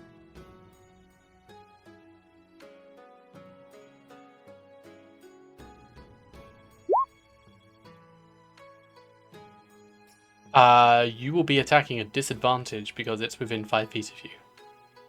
You're absolutely right. You're absolutely right. So we're not going to do that. What we are going to do is. Would this attack? Yep, all creatures within 10 feet. Man, see, this is what happens when you're a bunny. Okay. You can use it. Yeah, but I don't want to hurt my bestie. I don't want to hurt my bestie, you know. Wait, a strength saving throw? Python, you're a warrior. Please tell me you have good strength.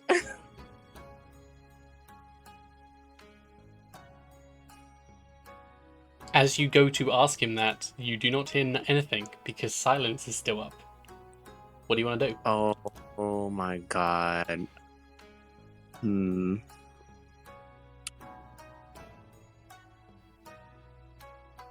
Yeah, oh wait.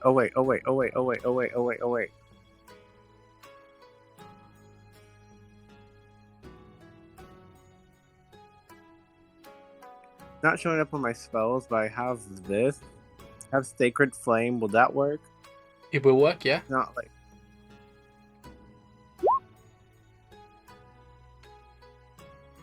Okay. It passes. I think it takes no damage if it passes.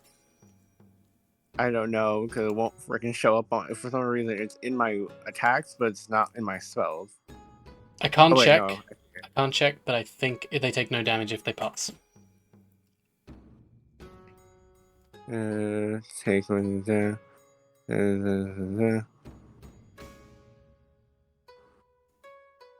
It didn't take any damage. Okay. Shio, what do you want to do?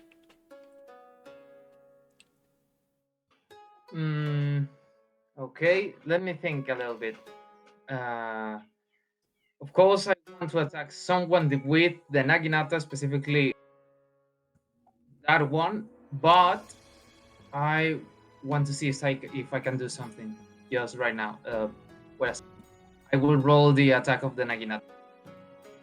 Okay.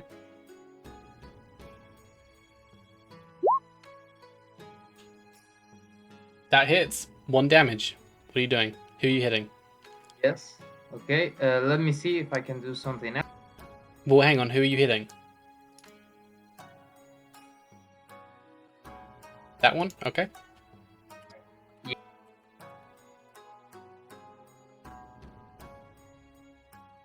Oh, and as a bonus action, I will invoke my Frost rune. I will put it in the chat, and I will explain a little bit what the other ones just feel and see.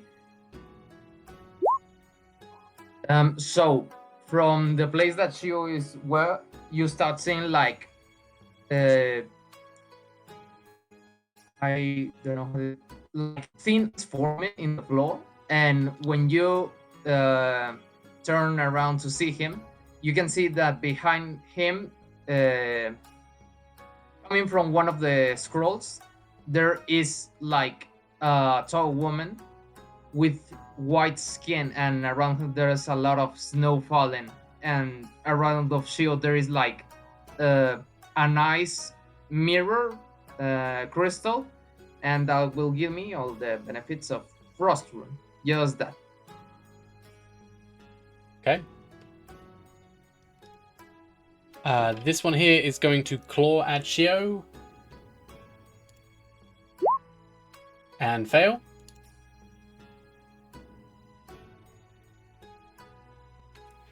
This one here is going to claw at Umibozu. And 22. With 7 slashing on you. And Wait, do didn't I me... kill it? Huh? Wait, didn't I kill it? It's not dead yet, no. Oh, wait, no. Why is it still on the board then? I don't know. Yeah, I killed it. Remember, I bonked his head up into the sky high. You did. My mistake. I don't know why it's still on the initiative. Okay, this one is going Sorry, to buddy. claw at Shio then. With a 18. That hits, right? Everybody wants a piece of me. Yes. So you Literally. get +2 to the check as well, but it's a Constitution saving throw. Yes. 6 slashing damage onto you. You pass. As you're noticing, it kind of slashes into you. Its hands are kind of dripping with this ooze, which kind of hits the ground just tss, tss. Umi, your go. There is a dead body in front of you. Listen, kicking aside the dead body, just like full on punch kicking it. This entire time he's worried about Shio, seeing how he's fighting against 3 people. He grabs his cannonball with the other hand and starts running as fast as he can to the other guy, to Shio. I don't know if I have enough speed to get over there enough. You... I have 30. Nope, you do not. You have 30 foot of movement. You can go to there. Do not stay alive, my friend. I will come to aid you. You can use your action to dash, which means you'll be there, which means some of the enemies may hit you. Like, you wouldn't be able to attack because you're using your action to dash, but by being there, it just kind of means some of them will hit you instead of hitting Shio. Yeah, well, I have like 39 health. I have to save Shio, so I don't care. He holds on to his cannonball, kind of like a handle, and quickly dashes over there with inhuman speed, like. Gotta go fast. I'm gonna put you there if it's okay, because then there's 2 of them which you could take the attacks from. Yeah, yeah. Okay. Come and face me, foul demon! He shouts out. This one here is going to claw at Typhoon with an 8.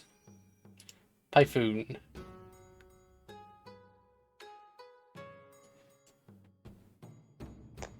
Python.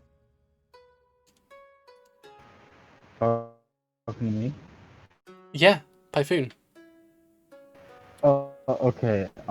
What's going on right now? You were attacked by one of these fallen, same as before. It's your go.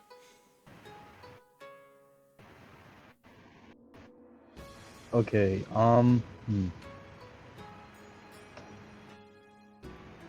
Is it okay if I use thunder wave? Yeah. Put it in chat first, though. Oh. Is like anyone in like That's what I mean. If you put it in chat, then I can tell. Anyone in that position? Or no? Nope, you're good. If you do that, then none of your allies will be hit.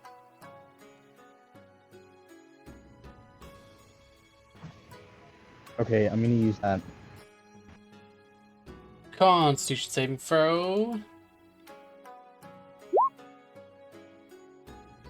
Meets it, beats it, so it passes. Half as much damage. Okay. And is not pushed away. Yep. So it's going to take 3 damage, because I always round down for damage. And as you do, you kind of let off, like, you kind of go right up to its face and give off, like, a clap. And it lets out this loud, thunderous boom, way louder than Umibozu is. Which is just kind of echoes in the night. Okay, that's a little bit funny. This guy I'm just going to take off because he is busy ravaging on these guards up here, and he is out of sight from all of you anyway. This one here.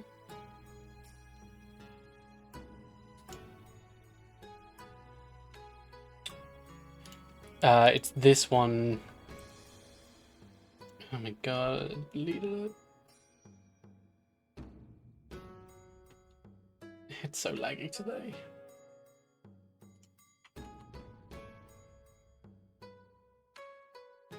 This one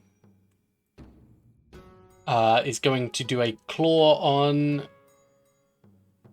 it's going to claw on Shio. With a 7. Kibi. Yep. You'll go? Yeah, so my first thing is I want to get out of there, so I'm gonna disengage first because I'm pretty sure I'm like combat with the fallen, and I'm gonna try to get like 30 feet back. Okay.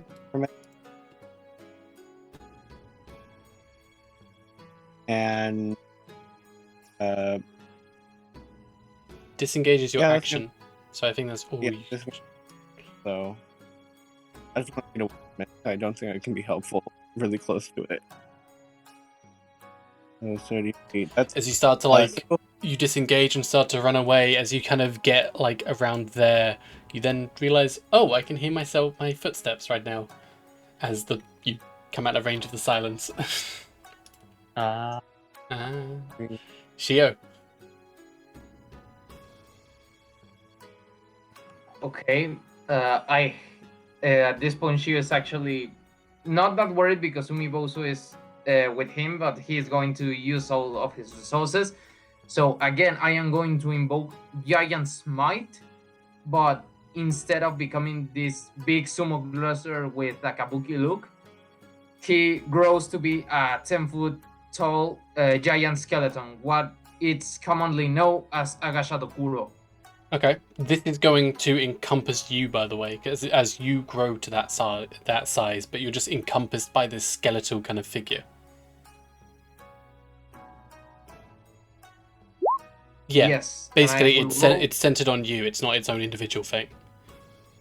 Yes, I know. I will activate it and I will roll the Naganata. Okay. That hits. Who are you hitting? That one. This. Okay, it goes down as you grow huge and just jab your Naginata in, and it kind of passes through these other two and cuts it in twain. Yes. Is that your go? Very yes. good job, my I think that would friend. be it all. He gives a thumbs up of positivity.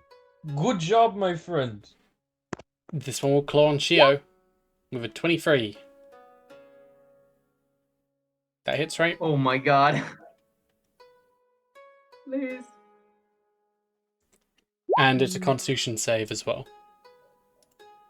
Oh, Actually, yeah. Yeah, that's the thing. You're down. Yes. Okay, you're down then. As Shio, you're going to see them kind of wrap in this kind of skeletal giant figure, and as they kind of jam their Naginata in and cut one down, another one will come out, going between the bones and just slash onto Shio. And as they do that, the skeletal form will start to wither and then fall apart as Shio becomes small again. And unconscious.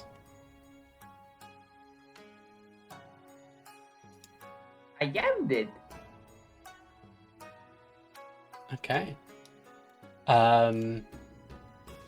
This one here will see Umibozu and is going to claw onto you. Or, you know what? No, I said claw, so claw. 12. DC 19. Okay. 19. Okay. It should probably be 18. Okay. It is your go though, Omi, as you see your comrade fall down. This was worried about this the entire time. Getting a wee bit frustrated, he yells out at the rest of the still alive demons, or whatever they are. He just sees them as demons.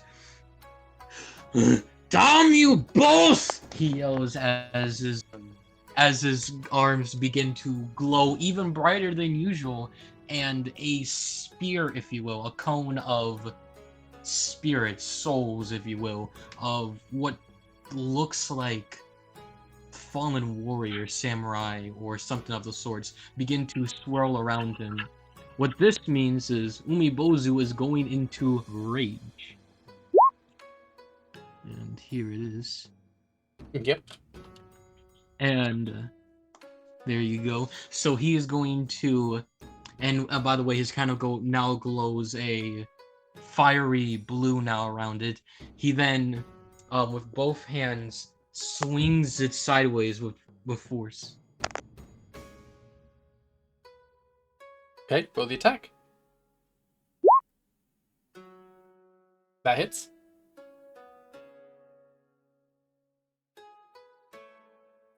Roll damage, Umi. Yes. 5 damage. Oh, and I am of ancestral guardian. That means when I'm in rage and I hit somebody, I can't remember the specifics. Put it in chat. But if I don't have it. You should have it on your sheet. I should, but I don't know where it is. It should be on abilities, but You do not have it on your sheet. Okay. okay. Okay. Basically, the first target I hit in rage, they have disadvantage on any attack that is in me, and when they attack me, the creature has resistance to the damage of the target's attack. Okay.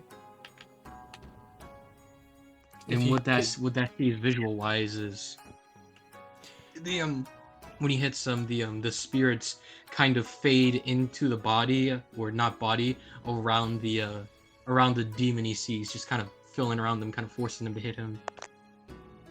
Okay. With that as your go then. Yep, not much else I can do. This one is going to go and take a bite at Pyphoon. With a 14.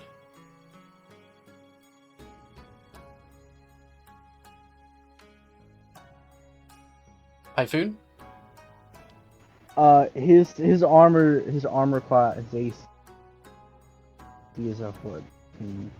Is 14, so it hits. Oh. Could you also do me a con check, please? This is for your silence. Yeah. Or you could willfully turn it off if it's of no use to you right now. Yeah. So yeah, as he kind of bites into you, you lose your concentration on your spell, and yeah, the silence will kind of break. It wasn't really doing anything anyway, but yeah. Typhoon, you'll go now. Okay. Okay. First of all, um, hold on. I'm going to, actually, you know what? I'm going to, slice at it. Wait, can you use a dueling or no? Can you use a dueling? What? Can I use dueling? You don't have. You have one sword.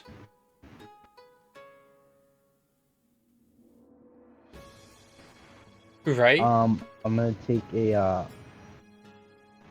huh? You have one sword, right? I have two. Okay, then you can. Yeah, you can dual wield. I'm gonna, hold on. You can roll it 2 times, and I take the proficiency off the second attack because you don't have the feat which does dual wielding. Okay. Alright. So roll both of them. Yep. Roll 2 times. Okay.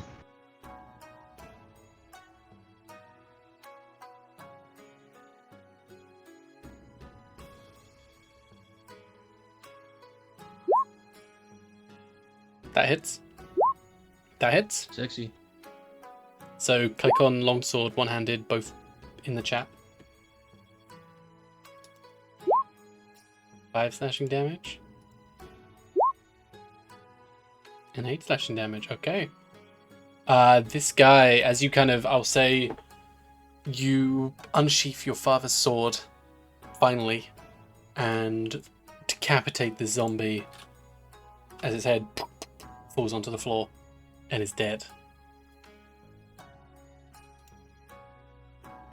He's in a little bit of rage right now because he's got to do this.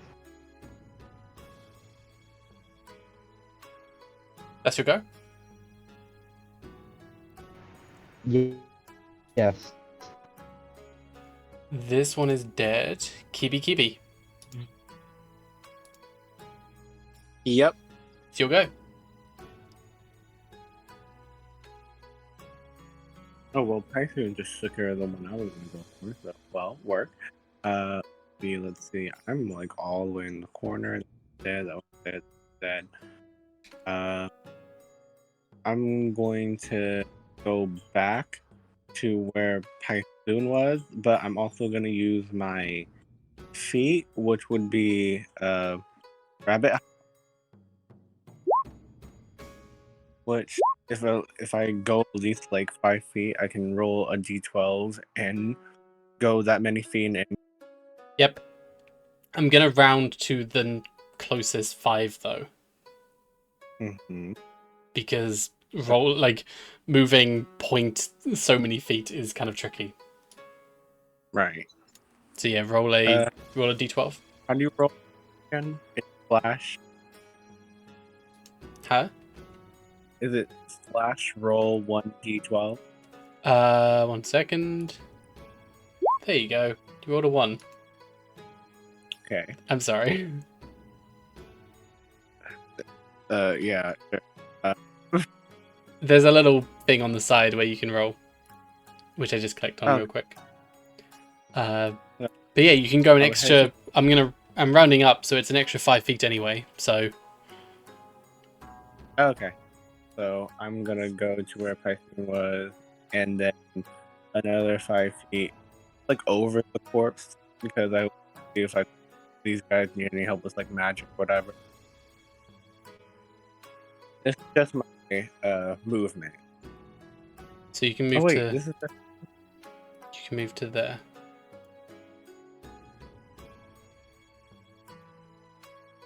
Oh yeah. Yeah. Okay, work. So that dude right here, right next to, I think that's Shio, the guy with the one horn. Yep. He's gonna get a fucking blast right to the fucking. Okay. Shoot your rabbit beam. Yeah. Rabbit laser. By the name of Princess Kaguya, get fucked. They get fucked. That hits.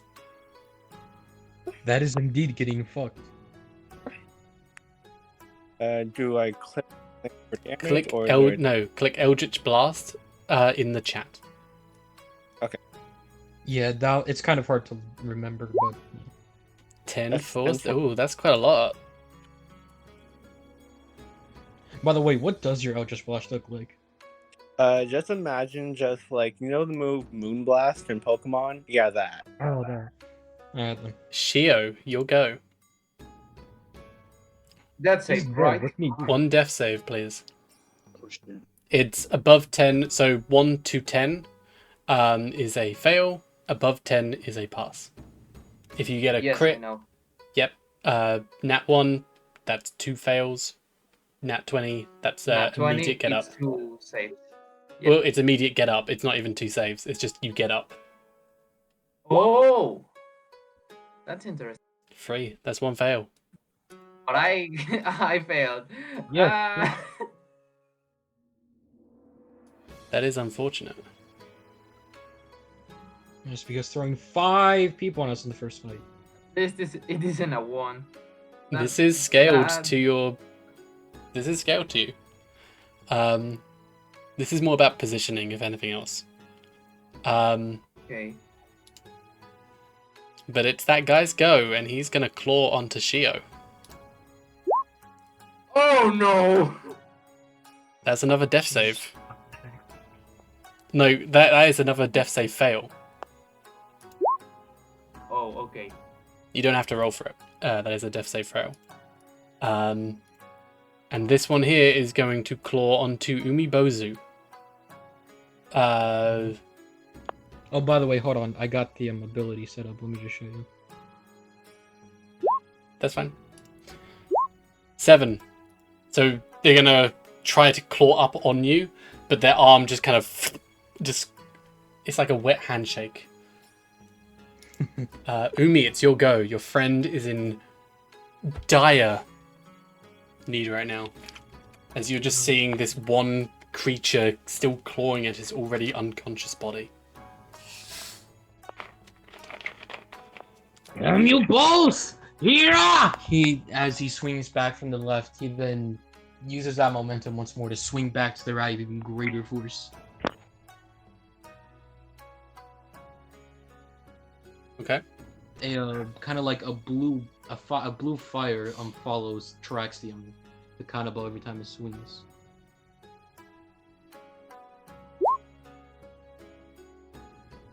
That hits.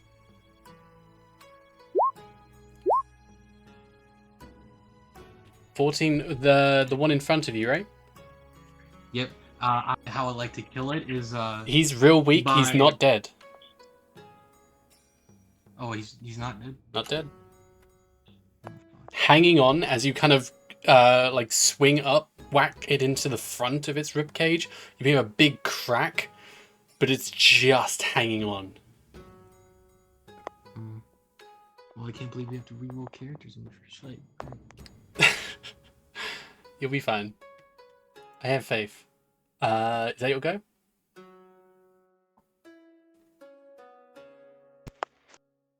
You two, come quick now!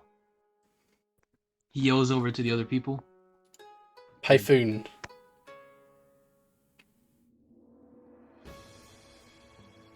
Yeah.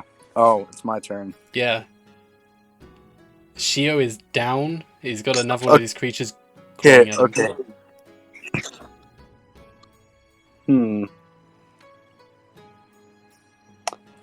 How far? Okay, I know I'm a little bit close, but how many feet will I get to them? How much do I have left? You can get anywhere you want right now on here. Hmm. You can Okay, move 30 I'm gonna feet. get.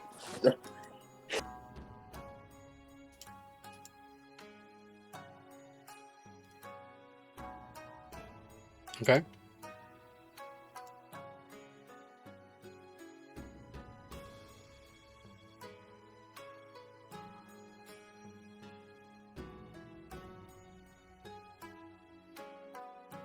And what do you want to do?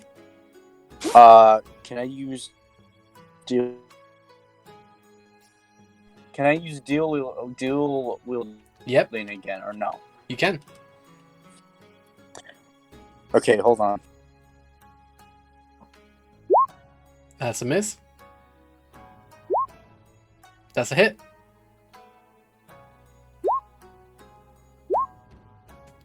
Second one's a that hit, sucks! but it's just shallow. Damn it! Okay, there you go. Yeah. Kibi Kibi. Yep. What do you want to do?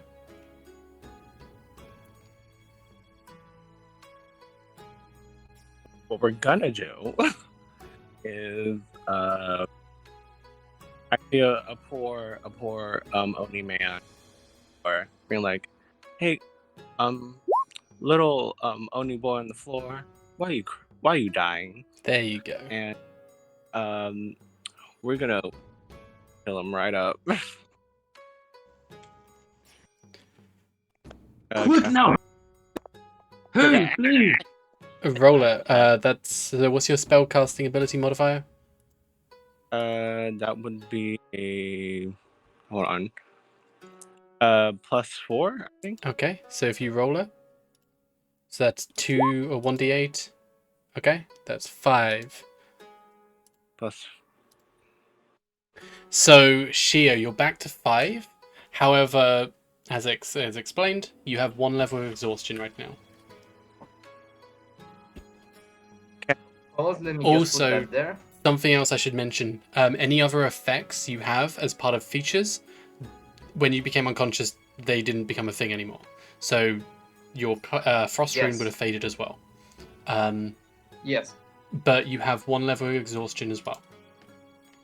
of course. Yes. All good? It's your go now, as you are suddenly brought... Wait. Oh, Bonus action. Kibi Kibi has a bonus action. Yeah. Wanted to use. How many dice here? 1 plus. I'm a level. What level are we again? Level 3. Okay, yeah. So I want to use 1 of the dice. If I. What is it called? Healing light. And 1 creature I can see in 50 feet of me. So that 1 creature is freaking Shio. A little bit more health. Okay, so roll it. Roll 1d6. Plus, hang on. Okay. 1d6 has an extra 5, I think, unless I'm getting it wrong. Yeah, the number of dice is 1 plus equals yours. Okay. Yeah. So he should be at 10. Okay. It is now Shio's go. Okay. I am going to use second wind, just for restoring more of my. Well, yes, because, well, no, yet. Wait a second. You might want to save some of that for wave 2. I'm kidding. Whoa. Okay, yeah, I understand what you're saying. Okay. I'm kidding. I hope you are, and you're You not better. that kind of DM. But I wouldn't be mind if you were that kind of DM. So I am going to use second wind and attack the one that clawed me.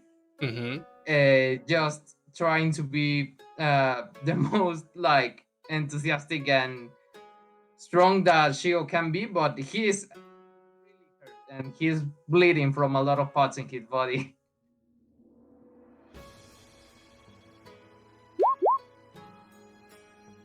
That misses. And their second wind. So roll, how much you get back?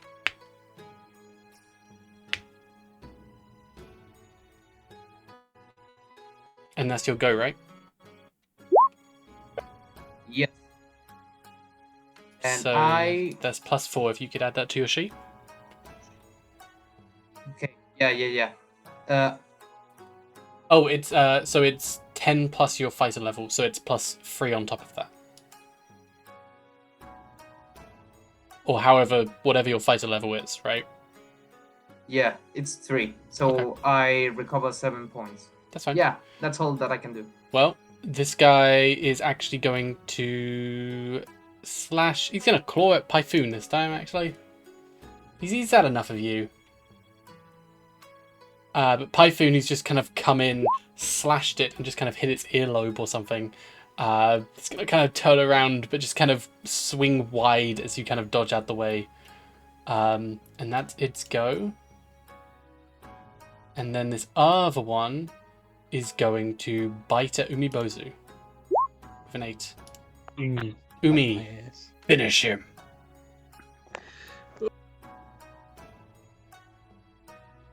He laughs as he doesn't even really even try to hit him hard. He just gently love taps the demon with a slight poke with the stick.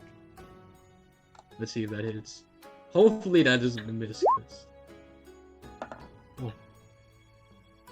That's a miss. Is that it? Oh.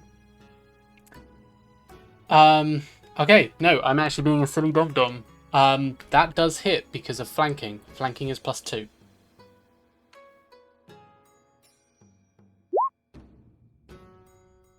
And yep, he's dead. How do you want to finish him? Just a love tap, yeah?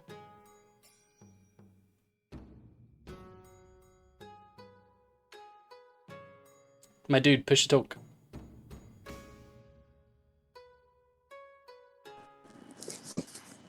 Oh, okay. Sorry. So I flick my right hand as the cannibal goes away in a burst of flames. I then proceed to punch him with all my might right in the stomach. As he's curling back from that, I then grab him with my left. I then grab his neck with my left hand and proceed to yell out, "This is the end for you!" As I say, and with one hand, I snap his neck all the way to the right. I just snapped. And I don't know if I can do this, but can I throw it at the other demon? You can. It wouldn't do any damage though. You can just do it as like an intimidation thing. Yeah, basically. If the snap necked, I then toss it over to the other demon. Okay. Pythoon. Finish him. Da-da-dun.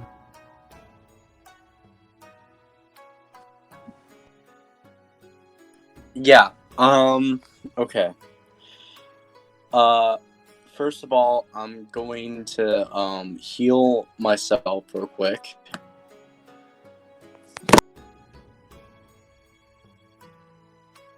Okay. How? What are you doing? You're healing yourself? Yeah. With what? Cure wounds. Okay. Put it in. Or like just do the healing in chat.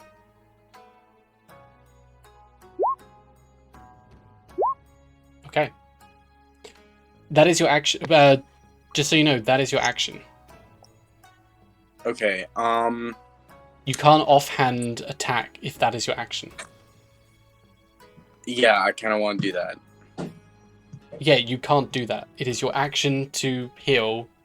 You can't use a spell and offhand. You have to do offhand with both swords. 2 attacks. Okay. I'm not gonna do that.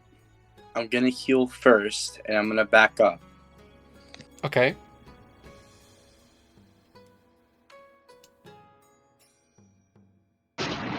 And it will get an attack of opportunity as you do so. With a 5. And it will miss. Okay. If that's your go then, keepy.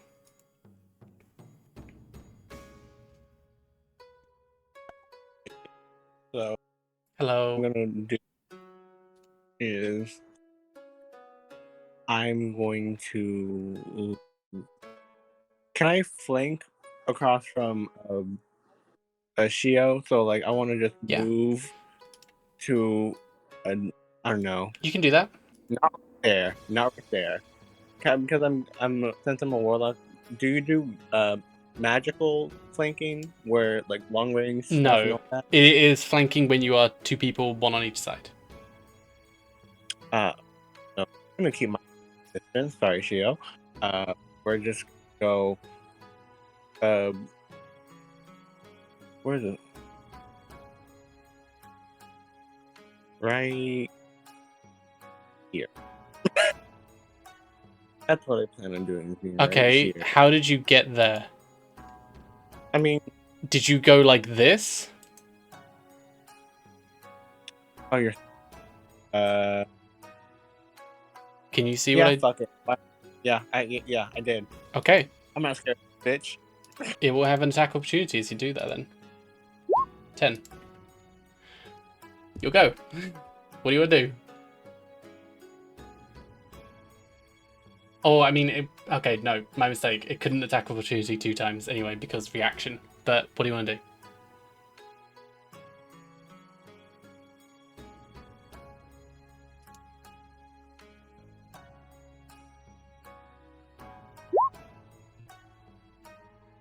That's a miss.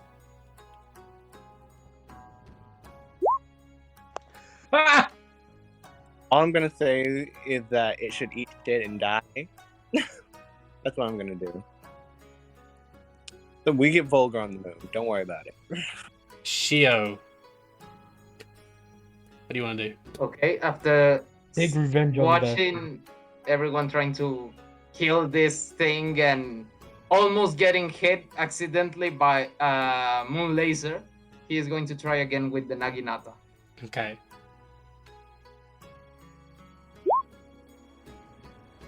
Please. That is a hit. No. That's a hit. 12 is a hit. Yes? That's the AC. Okay. Just resting the Giant's Might. I'm sorry, I'm going to eliminate that right now. How do you want to finish him off?